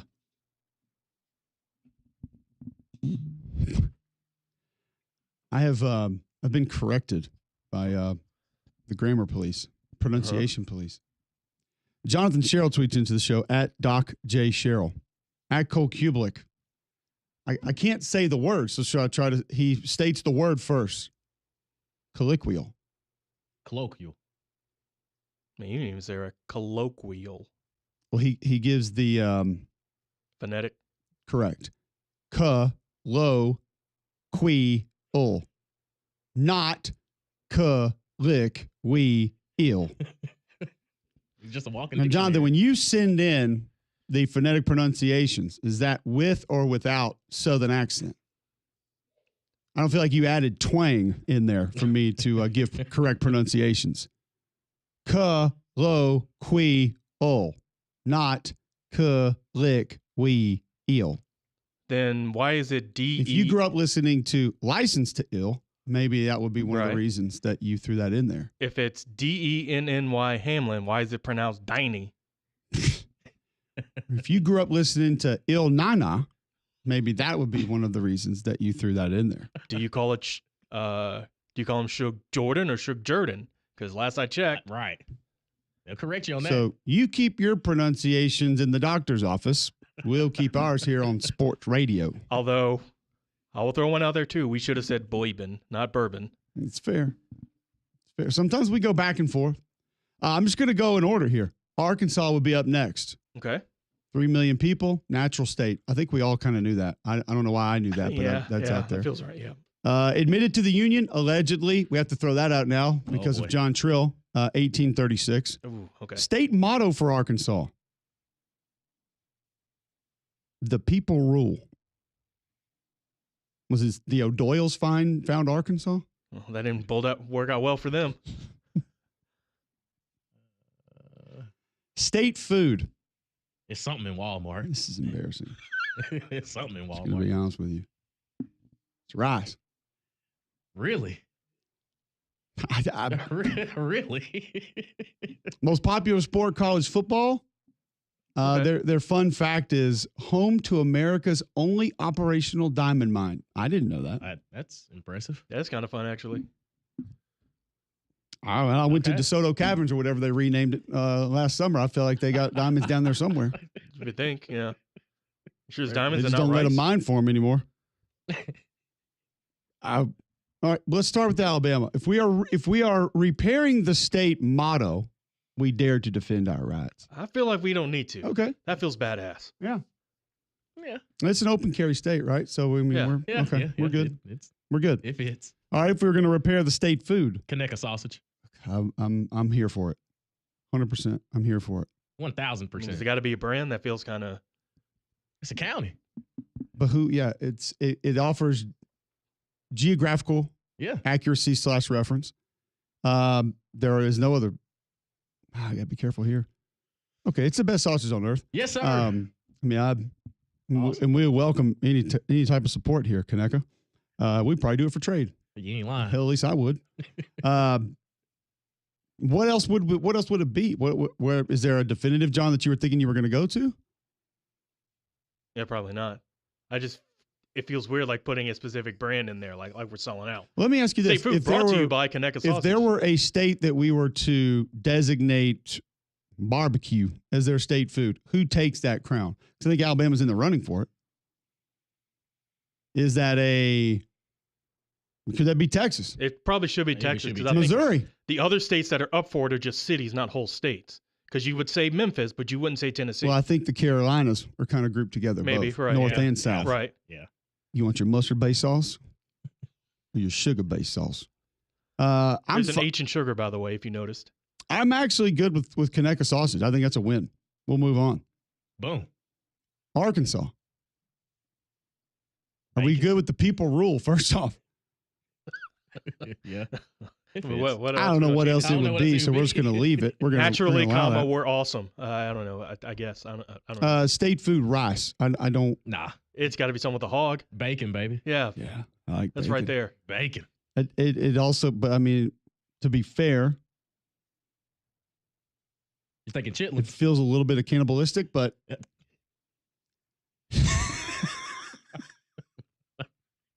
but I get it. Yeah. Yeah. So if I get Alabama State food was chicken, like even though we have a state bird, I know it's not a chicken, but Yeah. they're cousins. Florida, 22.9 million people, the Sunshine State, Mm-hmm. Yeah. allegedly admitted to the Union in 1845. Motto: I just stole this from the whole damn Union. In God we trust. Copy. basic. Suck ups. Copy and paste, Yep. baby. Copy and paste. And I actually I feel like I don't know if that should be applicable to Florida. All you got to do is just go find a weird Florida Twitter account, and I think you'll quickly realize that that is just not even accurate for a large portion of the state. Oh, However, Florida, man. the state food being oranges, I think I'm okay Yeah. with that. I think I'm good with it. It's them. I think that fits. Feels weird to have a fruit as a food, but I know it is food, but I don't. No, it's, gotta promote the it's health. okay though. You It's gotta fine. promote the health. It works. For Vitamin Florida? C, baby. Vitamin C, baby. Okay. It works. Okay, Georgia, capital Atlanta, 11.1 million, the Peach State. We know that. Yep. Allegedly admitted to the Union in 1788. Motto: wisdom, justice, and moderation. I feel like Ugh. they exhibit two of those three. Up until the last few years, winning would definitely fall into moderation. Right? Yeah. Yeah. Yeah. Uh-huh. Yeah. It's kind of like the Braves kind of win and then don't really win. The Falcons kind of win, but never really No. win. Yeah. The Hawks, every now and then, you kind of get a win to get an NHL franchise, then you just lose it. I think their soccer team's really good, so maybe that's the one Maybe so. non-moderate winning that they have. Georgia basketball, and not even in moderation, really. No. Coaching changes in moderation. happen a lot. State food, the Peach. I think that's Oh, okay, Yeah, yeah, right. Yeah. 1000%. it. Kind of right works. We're good with that. I don't think anybody's going to really be mad at it, and we kind of understand that's what it is. Kentucky, Frankfort, 4.5 million people, bluegrass state. We knew that. Allegedly admitted to the Union in 1792. Motto: I feel like some of these states just went and like, which line of the Constitution are you getting? United we stand, divided we fall. Okay. Here Feels come like the people tweeting in that Okay. that's not in the Constitution, and I could give a rip. You know what I meant. State food, that should be back the to back lane to back cake. fruits, by the way. Really? Like this should have been the lane cake. The this boy is even a fruit. shirt soaked Mhm. cake should have been here. I agree with you. Blackberry.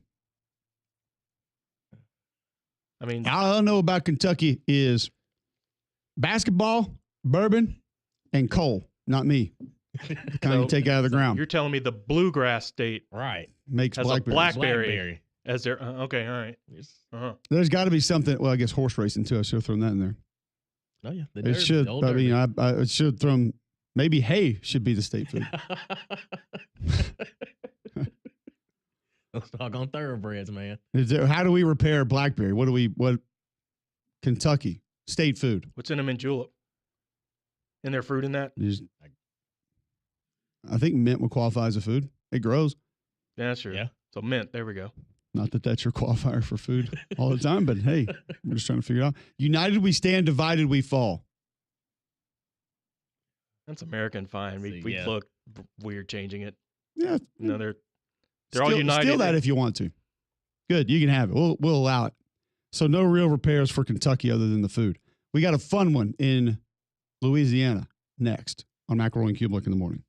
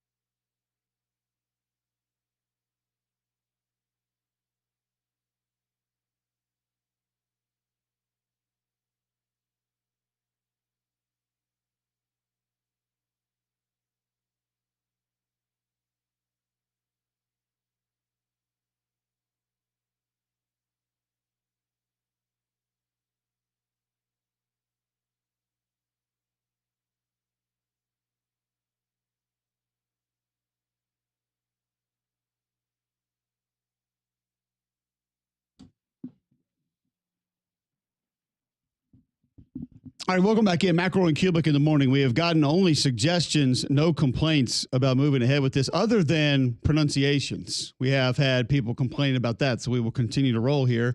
Will tweeting into the show, give me fried green tomatoes all day, every day over some Georgia dessert and Conecuh sausage. Ah, You tripping, dog. I'm going to take Conecuh over fried green Right. tomatoes. I like Sorry. fried green tomatoes, but Nothing wrong with them. But Marie tweets in Kentucky foods, hot brown and burgoo. I've had a hot brown before, solid, and that would it's something that I do believe is famous there in Kentucky. what is a hot brown? It's almost like a chicken pot pie, sort of. Okay.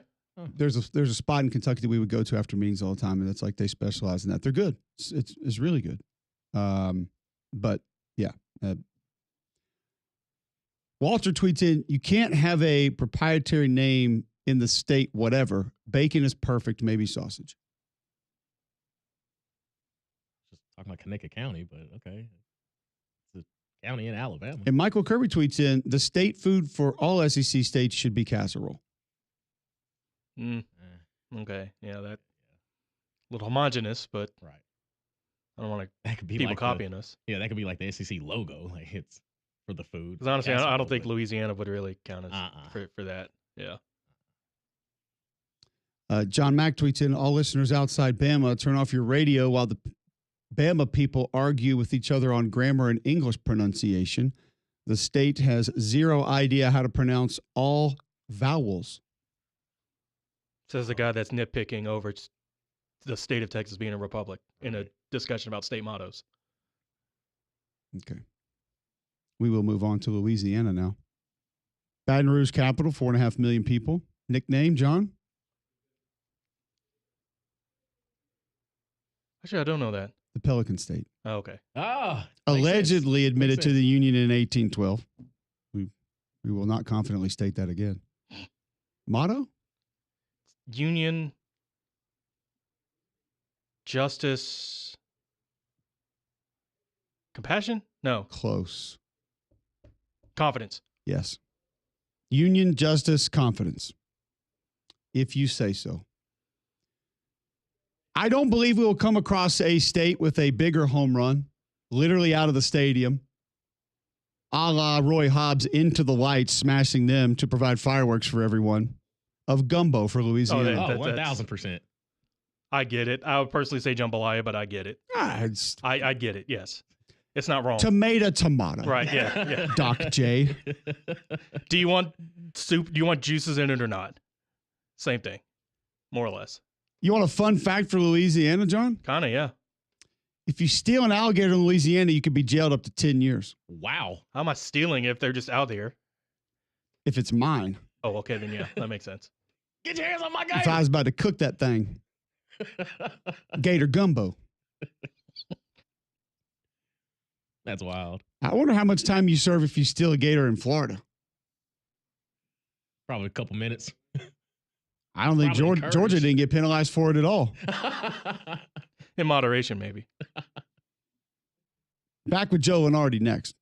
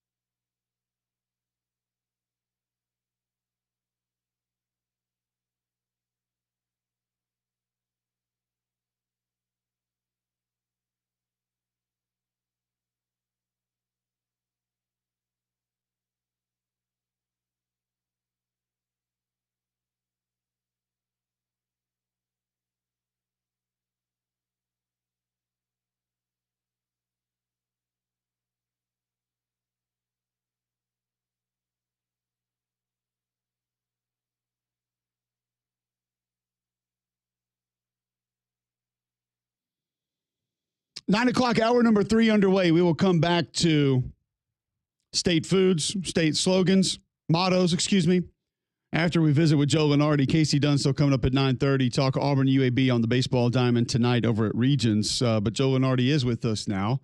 Bracketology and ESPN on the Buyers Right hotline. Joe, I guess the big question for folks here in this state is, what is the impact of Auburn going down at Texas A&M last night? This probably won't move the needle a whole lot, but the answer is almost negligible. Auburn is the number 1 overall seed, still by a pretty comfortable margin.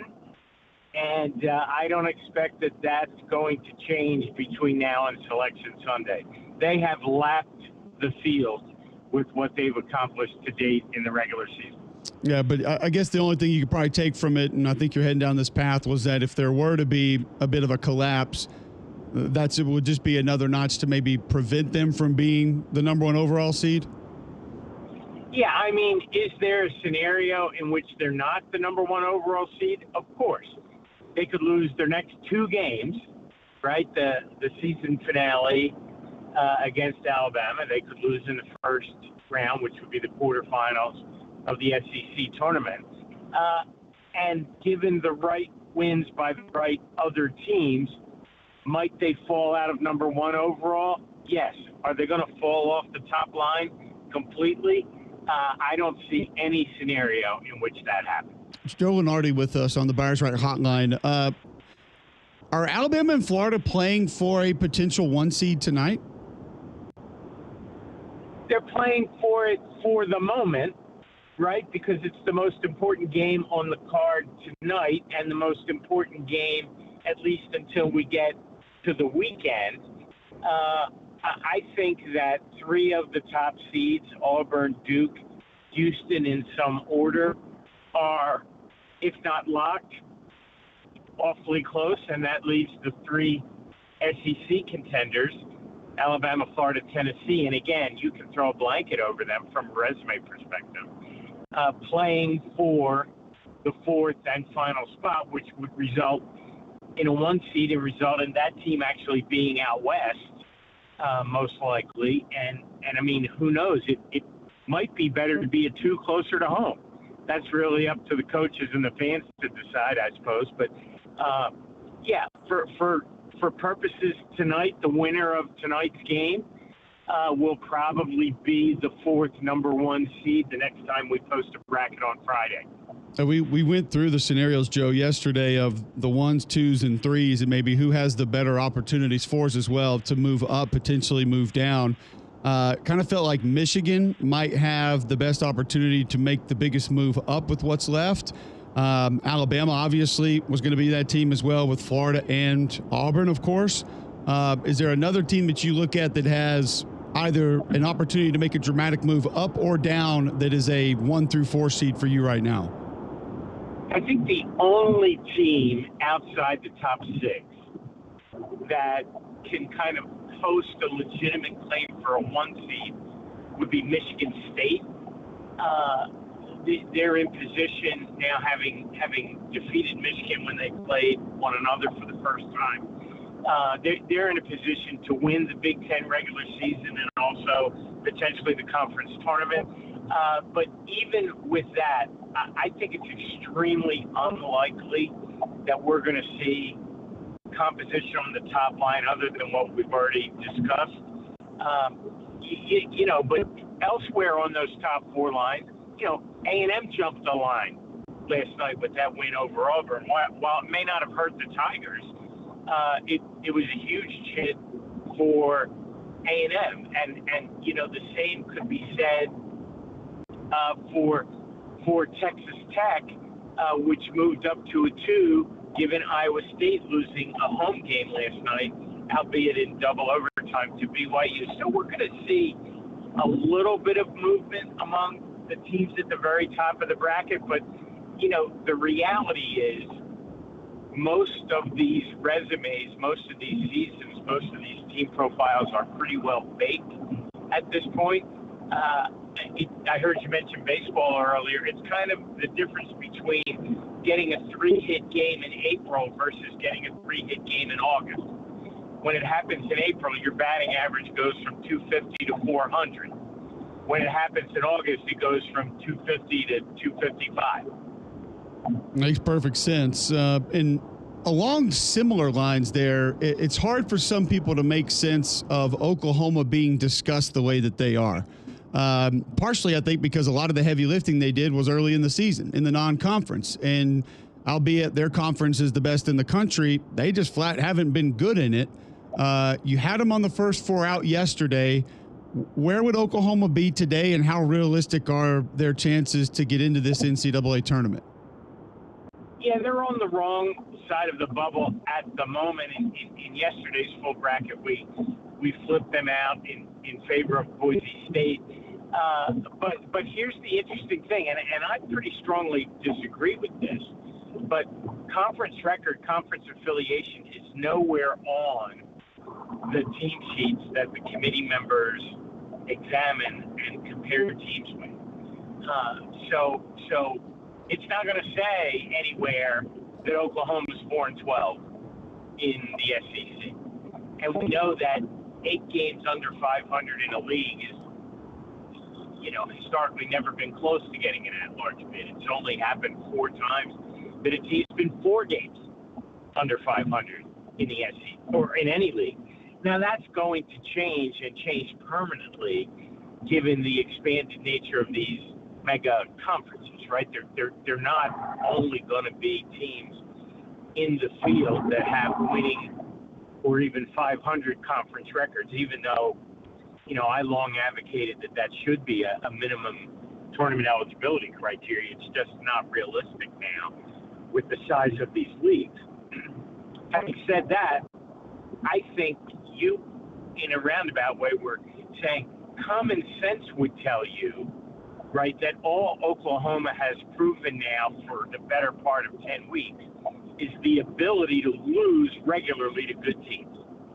And I would not personally vote for Oklahoma or a similar resume team if I were in the room.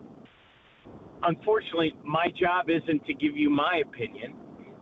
My job is to say what the committee's most likely to do, given how they've treated similar situations in the past. And I think Oklahoma is still very much alive. If they win their last 2 regular season games, they're going to be back in the field with a very realistic chance to stay there heading to Nashville.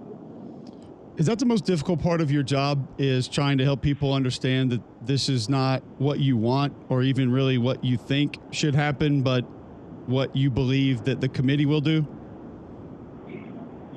I think it's not so much that people don't understand that.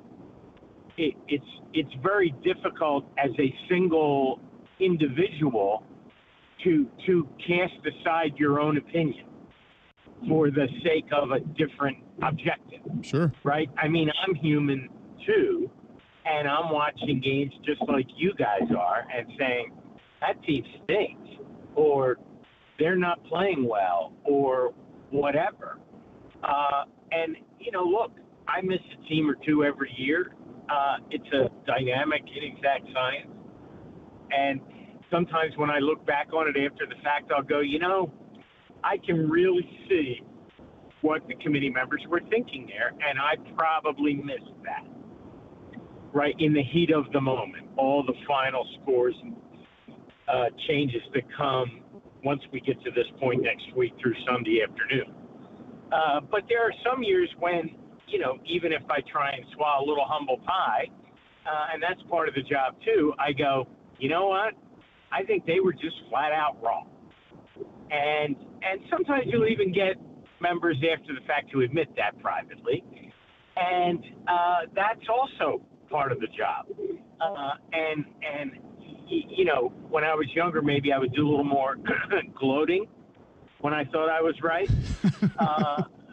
But I have found generally gloating is not a way to endear yourself to people.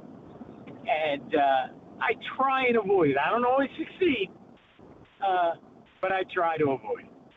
Joe Lenardi joining us on the Buyers Right Hotline. Obviously, bracketology. The latest will be out tonight. The full brackets come out every Tuesday and Friday on ESPN.com. And then once we get into Saturday, of course, we'll start crowning champions and awarding automatic bids. And then we'll update it every day the rest of the way. So while I keep and we'll post, on Twitter Sure.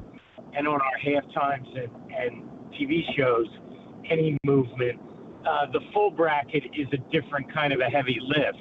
And we handle that a little bit differently on the .com side. You can follow Joe on Twitter at ESPN Lenardi. It feels like Georgia and Arkansas, both close, but both as of now in with wins last night against Vanderbilt and South Carolina. Not that the South Carolina win did a lot for Georgia, but how safe would those two teams be as far as being included in this year's NCAA tournament?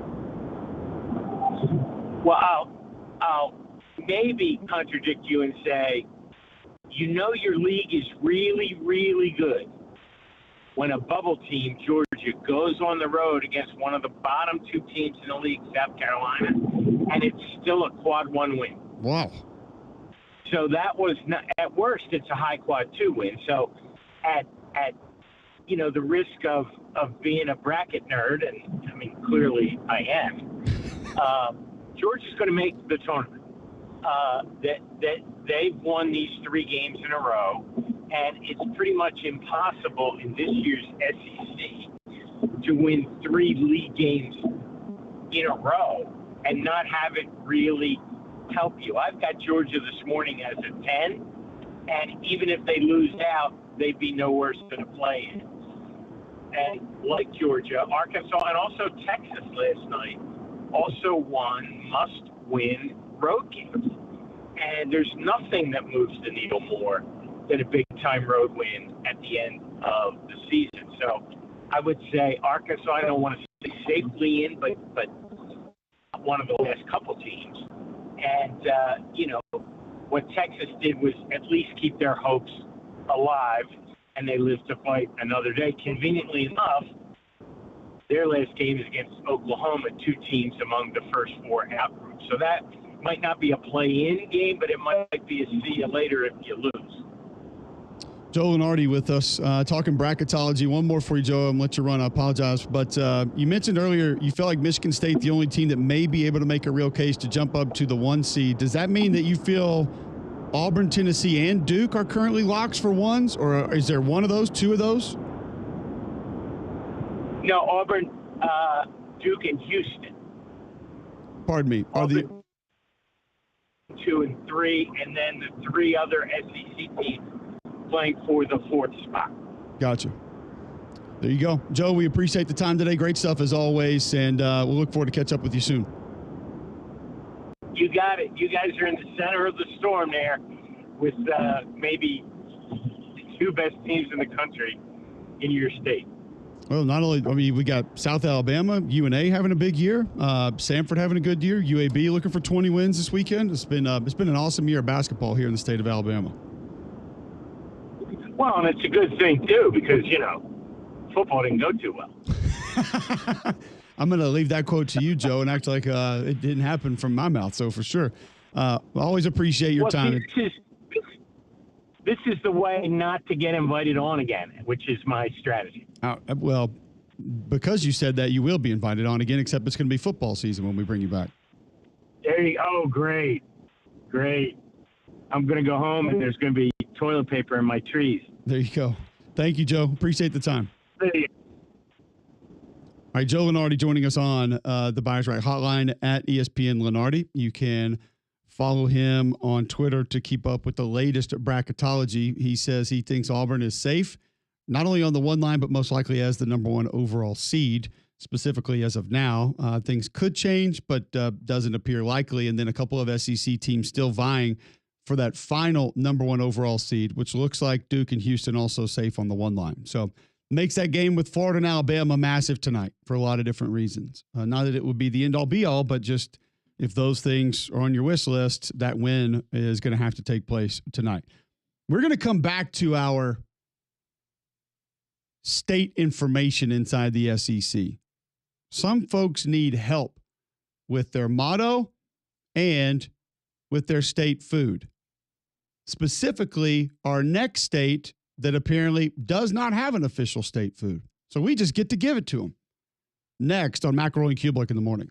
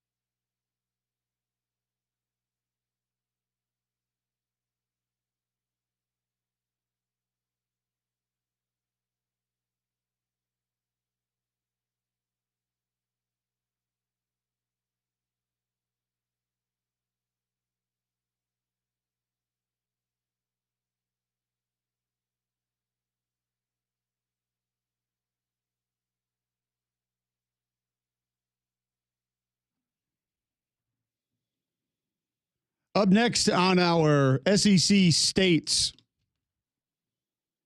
assists and repairs that we will offer. More from John Mack, tweeting in at Mack and Cube. Don't know about jail time on stealing a gator in Louisiana, but if you're an LSU athlete, you can commit any crime and they'll take a team vote on how much they will increase your NIL for your punishment. I don't think that's real. I don't believe that.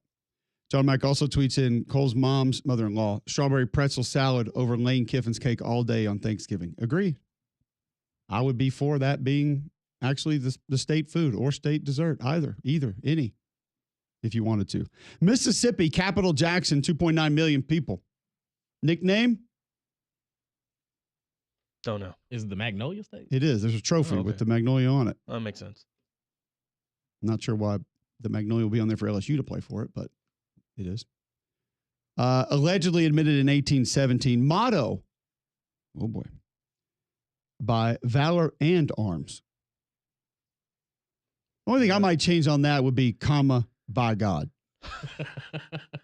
By God, valor, and arms. Either way, Okay. before or after, both, any, or.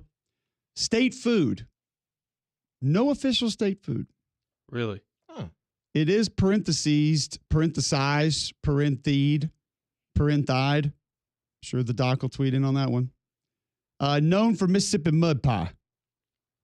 Well, it makes sense. It's in the name. It's in the name. Did they just put gas station food? I would go sweet potato pie because I know folks who order theirs from places in Mississippi, Right. Yeah. in the Mississippi. So, also catfish.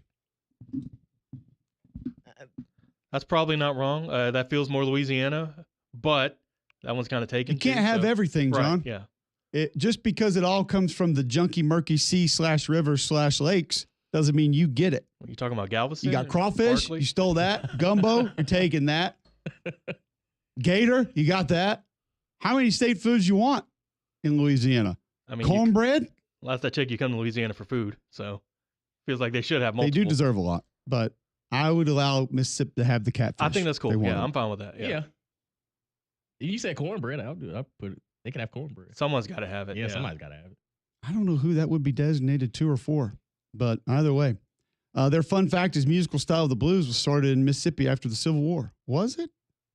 Seems like it. Feel like the Louisianians might have an issue with that. Feels like maybe some people found out after the Civil War. On to Missouri, in which, by the way, Mississippi, most popular sport, college football. Arkansas, most popular sport, college football. All right. We did not get to that with Georgia, which was also college football. Okay. Okay. Do we believe that? Well, they front run and everything else, so that makes no. sense. Louisiana, also college football. And we'll move to Missouri, of which one I don't think any of us will know any of this. Jefferson City is the capital, 6.2 million. know that. Nicknamed the Keystone State? Light. Like Are they the Keystone State? Or Is that bitter Colorado? beer face? The Show Me State Oh, which okay, also Yeah. goes right along with that. Yeah. Okay. Oh, Right. Yeah. okay. Yeah. Allegedly admitted to the Union in 1821. The motto: the welfare of the people should be the supreme law. sounds like a mouthful. But Okay. Right. You okay. say that, but Difference in law and supreme law. sour cream, Mhm. lettuce, and tomato, I guess. Apparently, according to these folk, their most popular sport is Lacrosse. no. baseball. Mm-mm. I would have guessed that. Pro football. Almost. It's getting there. We're getting there. Again. NHL. Okay. Yeah, the Yeah, Blues, they do have okay. one. Yeah. Yeah. That's right. Well, they do have one, but they also have two baseballs. So, Yeah. I mean, okay.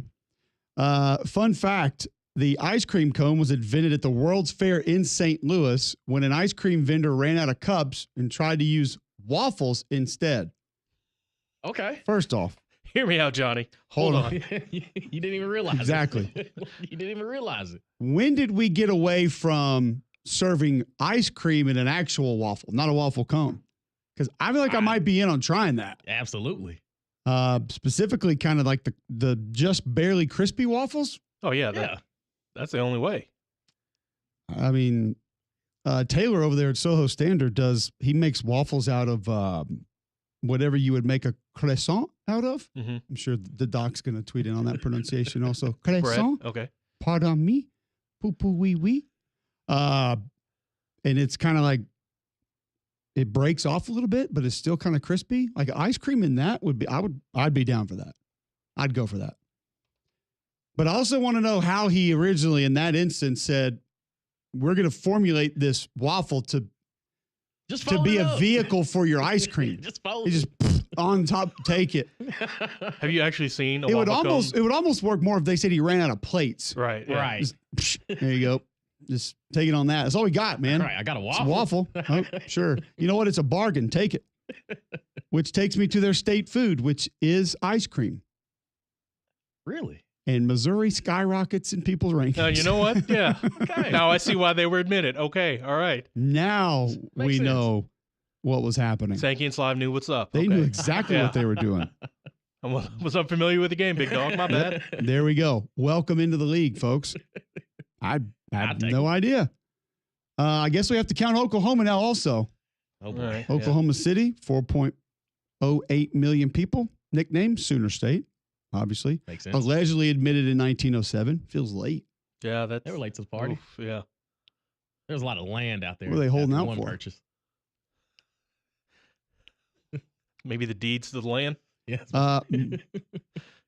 Once again, I feel like they're going to win some people over here. Most popular sport, college football. Motto, work conquers all. Whoa. There we go. Whoa, Grinding all out right. there, baby. I'm not going to go further with that, but having been to Norman and seeing the surrounding areas, I disagree. I would say firearms, horses, and wagons I'd place ahead of work. But what do I know? State food, fried okra. I'm here for it. I don't know how or why. I didn't know y'all were that popular for that. No, I wow. didn't either. We Didn't have- know. Feel like we need to get like Gabe Eichert or Dusty Dvorak on to go into this a little bit further and dig deeper on fried okra Someone for needs Oklahoma. to have it and did not think it'd be Didn't them. think Absolutely. Right. Oh, okay. Okay. Fun fact, more of a did you know, Oklahoma has the most man-made lakes in the United States. Which begs the question, how many? What, 3? Right. And who's number 2? Yeah. I don't know. That's How many states have multiple man-made lakes? And when do we decide it's an actual lake? Square footage, yardage, or gallons? Right. Square gallons. Doc will be correcting us on that one also. Correct. that's Like Could be when do we? meant- What is the determination of pond v lake? Because I feel like you could make a lot of like when you drive into some of these office parks. Like, look at our lake out there. We made that. we made that. It's got a water fountain. So yeah, I don't necessarily know what that would be, but Oklahoma, I feel like that's kind of a win. I don't know what I would give them instead of fried okra. Right. I'm not. I don't- Listen, my Oklahoma education's low, which so is my Alabama. But hey, here's what it is. It happens. South Carolina would be next. Capital Columbia, 5.4 million. The Palmetto State admitted the Union 1788. Yeah, they're Yeah, they're one of the OGs. the OG. man. Yeah. Big 1-3. Shout out to the colonies.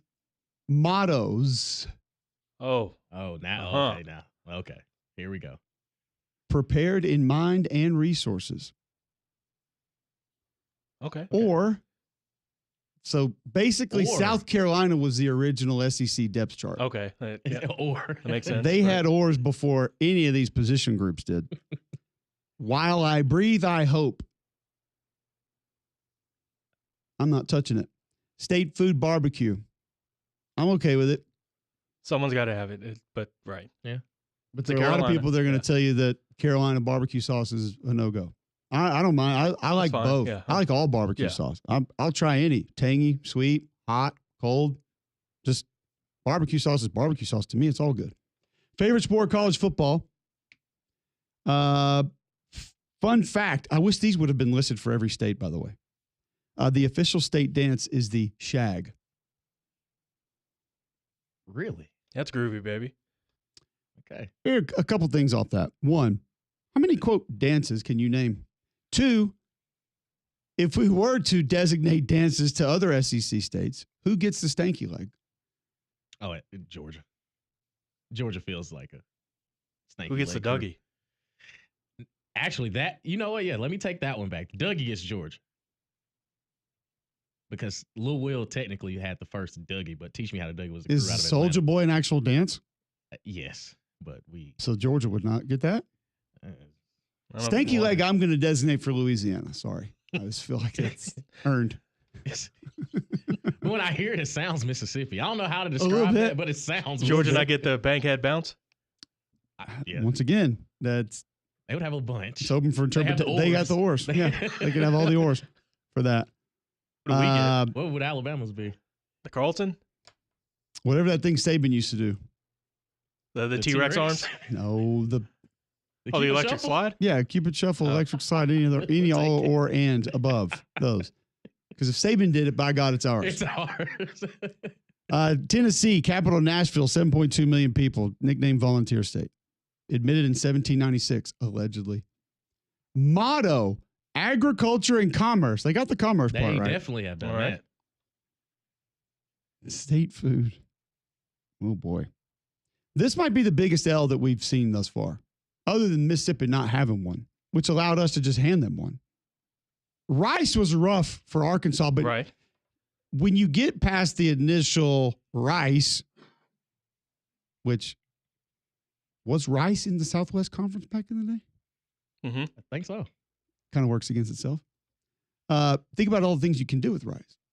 Like Louisiana wouldn't have state food if not No. for Arkansas. Mm-mm. Just saying. That's a good point. So this might be mine. This is bottom of the ranking so far. Tennessee's apparent state food is a tomato. Or tomato. Dr. Just a J. tomato.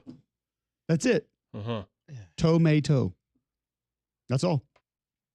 Now, Just doesn't fit. can lead to a lot of great things. Absolutely. Pizza, ketchup, fried green tomatoes, of which Will tweeted in and said he wants to be Alabama state food. Salsa. Yeah. Must have.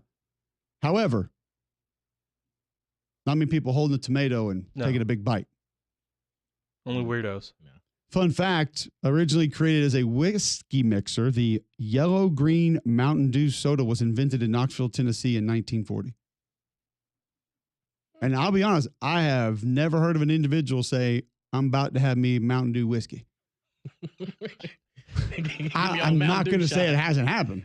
Give me the old Mountain Dew shot. Yeah, that has not been one that I've been familiar with people attempting to try. We'll wrap it up quickly with Texas. Capital Austin, 30 million people. We did Texas already. What am I talking about? We're good. Yeah. So there you go. SEC states, state foods, mottos. Who was a miss? Who was a hit? I feel like we have corrected many of these. But yeah. Fun fact for Alaska, by the way, it's the most popular state for flying. Kind of have to because a Right. lot of those places are cut It's off. the only way you're getting out. Yeah. yeah. Yep. There are 39 artificial or man-made lakes in the United States. Oklahoma has 39? That's 39 it? total. Yeah. probably has about So apparently $17. it's got to be pretty big to be designated a man-made It lake. must be. Yeah. Yeah. I think it's Do everything we else. know is how a many pond. Oklahoma has? I hadn't counted that. I just see the list. Hey. Can we do this with Big Ten schools tomorrow? Sure. That'll be fun. Probably not as fun. More fun to make fun of. Like Oklahoma. Okay, see here. This is it's according to Wikipedia, Oklahoma has more than 200 man-made lakes. oh boy. You tell me there's only 39 in the whole country. Lake Eufaula, Lake Murray, Lake Tin Killer, I want to Yeah, go that there. one. Grand Lake of the Cherokees. So yeah, I don't know where Eufaula Dam apparently is a lake. I don't know when you designate it as a lake or not, but apparently there are a lot. So, oh well. All right, when we come back, Casey Dunn talks Auburn UAB and baseball here tonight in Birmingham next on Mac and Cube in the morning.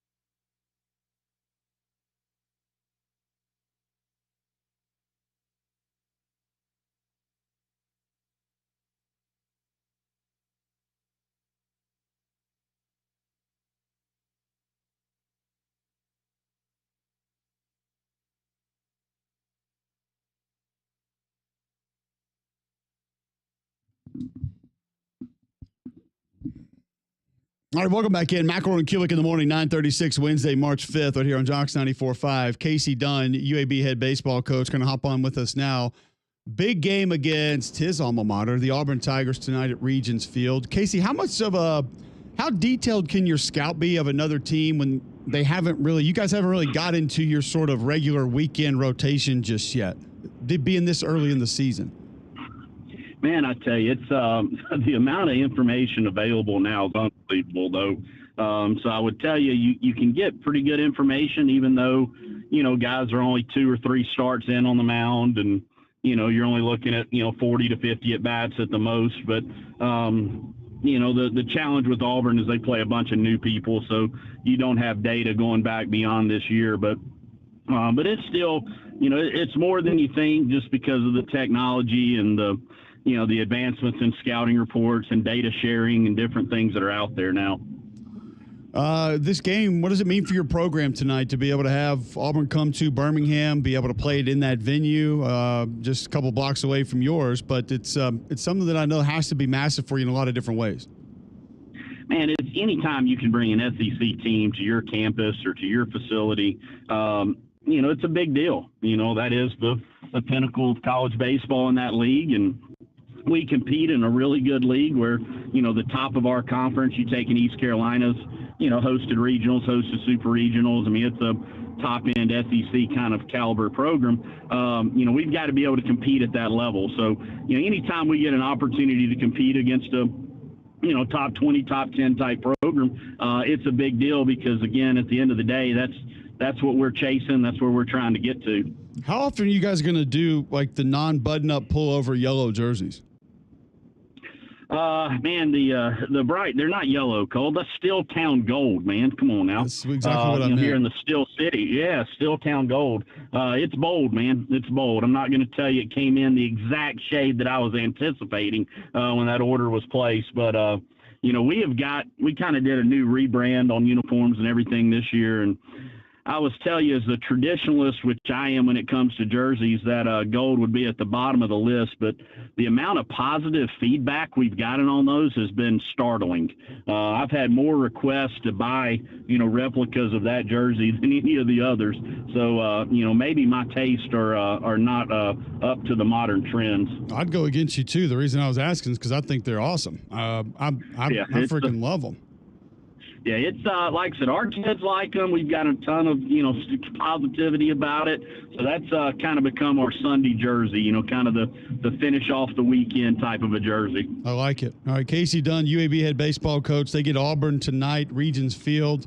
The Tigers, number 22 in the nation. UAB 9-2 overall this season. Have not lost at home. For the folks that haven't been able to get out and catch a game yet, what do we need to know about your baseball team? I tell you, Cole, this is the best group we've had in my short 4 years. I mean, obviously, I don't have a very long tenure here, but, it's the best club we've put together, man. It's a group of guys that really enjoys playing the game. They enjoy practicing. They enjoy being at the field. And as a coach, man, I mean, you know when you played, man, when you got a group of guys that loves what they do, it makes everything so much better. And our kids love being out there. So, that's been the biggest blessing to me. But, we've got a group, man, our weekend pitching is really good. We've got 2 front-end starters that can give us a shot against anybody on the weekends. And, Chase is throwing our game 3/4 has done a really good job at this point. Offensively, I think you're going to look up at the end of the year and see us having a pretty good offensive year. It's early. You talk about being early in the year, there's still probably 3 or 4 spots that, I'm shuffling guys in and out, trying to figure out what our best lineup is still. So, I think once, I kind of figure out who our best 9 are, I think we can put together a pretty good offensive club. It's a, group that's got a little bit of power. It's got a little bit of speed. I think we can attack people offensively in a couple different ways. So, it's been a good start. And, I think we have enough pieces and can play, enough variations of baseball to be able to be successful as we move forward. You got a guy ripping it with a great name, Logan Braunschweig. Did you see this coming from this young man? Man, I tell you, it's a true testament of what college athletics is supposed to be. He's a guy that played a little bit as a freshman, played every day as a sophomore, had a good year, played every day as a junior, had a better year, and now as a senior has taken that next step forward. It's the epitome of a guy developing within a program into, what should be a draft pick come the end of the season. So, it's, like I said, man, Logan is what college athletics is supposed to be. The guy that comes in, works his butt off, and gets rewarded each year by improving. What are you still learning about your team? Obviously, we talk about rotation. You talk about whether a guy's going to be coming out of the bullpen or not, when he comes out of the bullpen, how you said you're tinkering with the lineup. Outside of that lineup and knowing exactly who's going to end up where, what else are you still trying to figure out about this ball club? I think you always try to figure out who are the guys that play better when it matters the most. Who are the guys that are going to rise to the occasion? Because I believe in gamers. People always talk about, man, you got to practice, you got to do this. But at the end of the day, man, I mean, there's a lot of gamers out there. And, we're trying to still see who are our guys that are going to get it done in the tight moments and the big moments. And a night like tonight, you're playing Auburn, which, will be the best team we've played to this point of the season. They've got a good club, man. And, to see which of our guys can kind of step up, elevate their play, versus which guys are going to, kind of shy off from a challenge, because it goes both ways. So, really just looking to see who are our guys that are going to take that step up, that's going to take advantage of an opportunity, competing against, a top 20 program and trying to win. Well, we appreciate you hopping on today. I know it's a big one for you, and it's cool to see your team getting off to such a good start. And hopefully we can have you back here in the next few weeks, talk about them more. No, I appreciate it, Cole, man. Just appreciate the support, man, and hopefully see y'all out at the park some, man. Bring the boys out and come see us. What are you going to do at Christmas time, not having to put up 77 inflatables in your front yard? I tell you what, Cole, there's zero part of me that misses it when the wind is blowing and it's raining. Like last night would have been a really bad night for your front yard in December. Buddy, there would have been, if that would have happened in the old days at Christmas, I would have gotten no sleep. So there's a lot of positivity to moving on from that phase of life. But I'll be honest with you, man, I'm still a Christmas guy. So, it's a little painful not having something to do. We don't have much of a yard anymore, so I'm kind of a little bit restricted. I had a pretty sweet little, blow mold 22-piece nativity set. It's pretty big time, that I had to purchase in South Georgia. That's a long story for another day. But, I drove all the way to South Georgia to buy this, antique blow mold nativity. Put it out 2 Christmases ago when, we moved, and I got out of the inflatables, only for a tornado to come through and blow them all over Homewood. Oh. So, my investment, because, I won't use the dollar amount because my wife still doesn't know what I paid for those things that got blown all over the city. But, so I was kind of fired up about having something unique with that. And after that happened 2 Christmases ago, I'll be honest with you, I was pretty bah humbug this year. It's disappointing. So I've got to get back to the drawing board, try to figure out something a little unique to get back into the Christmas spirit next year. There you go. They've got just a big, giant, like 50-foot tall ones. You can just go for a singular now and just take up the whole yard. But the inflatable thing, man, I mean, I've already done that at a peak level, Cole. It's kind of like once you reach the big leagues in one area, you need to try another challenge. And as you know, living in our neighborhood, man, I take full credit for all the festivity that is Christmas in Homewood now. If you remember back to your childhood, Cole, it was nothing but white light Christmas trees, man. Yep. I take full credit for bringing colored lights and inflatables to our city. So I do get joy when I drive around and see other people participating now. There you go. Casey, we appreciate the time, man. Great having you on. Good luck tonight, and we'll catch up soon. Man, Cole, appreciate it, buddy. Yes, sir. Casey Dunn, UAB head baseball coach, joining us there on the Buyers Right Hotline, talking Auburn UAB tonight on the Diamond over at Regions. Speaking of Christmas decorations, if you want to decorate your home, but you feel like you need a different home to do it in and could do it better, Gusty Goulis and the Gusty Goulis Group can help you do that. Call 205-542-1996 today or go to GustyGoulisGroup.com. You'll see over 835-star Google reviews if you were to Google Gusty Goulis Group. Serve more than 3,000 home buyers and sellers in the greater Birmingham area. The Gusty Goulis Group wants to help you. They know where that real estate's going to be opening. They know how to get the top dollar for your home. Matter of fact, you can go to GustyGoulisGroup.com right now, button at the top of your page, mash that, very little information. Find out what they think your home is worth right now. And because they have all those clients that they have served in the Birmingham area, they're going to be able to help you best they can. Contact the only agent I would trust if I need to sell a home in Birmingham, Gusty Goulas and the Gusty Goulas Group. 205-542-1996 or go to GustyGoulasGroup.com and start packing. No one has asked for it to be discontinued yet, so we will continue the bad box score of the day next.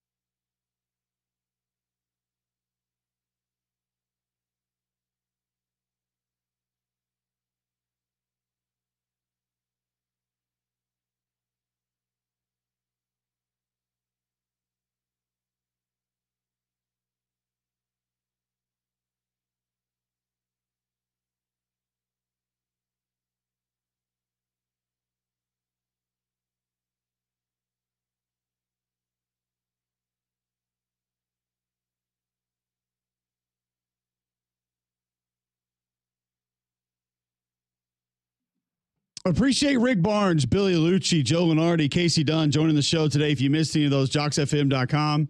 The app is in your app store, iPhone, Android. You can download that for free. Listen on the go. Click the YouTube link right there in the app. Watch us live every morning on YouTube. Also, go get your podcasts at all those. If you missed any interviews or hours, just catching up on the show in general, you can always do that at JocksFM.com or on the Jocks app. Alabama, Florida coming up in basketball tonight. You've got that Auburn UAB baseball game, 5:30. Troy's at Alabama at 4 in baseball. Mizzou at Oklahoma tonight, 7 o'clock on the SEC network. And then 8 o'clock tonight, Tennessee at Ole Miss on ESPN2. That follows Florida at Alabama on ESPN2. So some good hoop coming up tonight. Some good college baseball coming up here locally tonight. We'll discuss all of those tomorrow. Wim Sanderson, the coach, will be with us at 9 tomorrow as well. We have not re-canceled it yet because not enough people have complained as they once did before. This is the bad box score of the day. Personal foul, 69, offense. He was giving them the business. Intentional grounding, offense number 7. It's a 10-yard penalty. I'm talking to America here. Excuse me. That's the game. This one's shared with us by a lot of people, which tells me that some people actually still like this segment. Mm-hmm. I don't know if that's real or not. And I feel like these are two that we should know. Quickly, in college baseball, George Mason. Colonials? Are they the Patriots? John is right, I believe. That's your girls' college, too. You think you'd know. Wait, what did Damien say? Patriots. They are Patriots. Okay. Pardon I did me. know. You did know. All right. They had a game with Holy Cross in which they just came out on top. Holy Cross, Knights? no, close. Saints? Crusaders. Crusaders. Just snuck past the Crusaders 26-6. Now, that in and of itself, enough. Yeah. Right. There was one specific inning that needs to be detailed, and that was the second, bottom of, is this game being played at George Mason, in which the Patriots put up 23 runs. Oh, okay. That's When now? dialed in. In an inning. 13 hits for 26 runs. George Mason did not hit a home run in this game. Oh, so they was just small balling it up. I wouldn't call 23 runs in an inning small ball by any That's stretch of the small, imagination. anything. You can only bunt so many over in an inning. But 23 runs in an inning, it's actually an NCAA record. I'd imagine so. But in the second inning, 23. John Russotti pitched 1/3 of an inning, gave up 8 runs on 5 hits, all 8 earned. Oh, boy. 1/3 of an inning. Mm-hmm. He also did not record an out. It's not surprising. Rough day.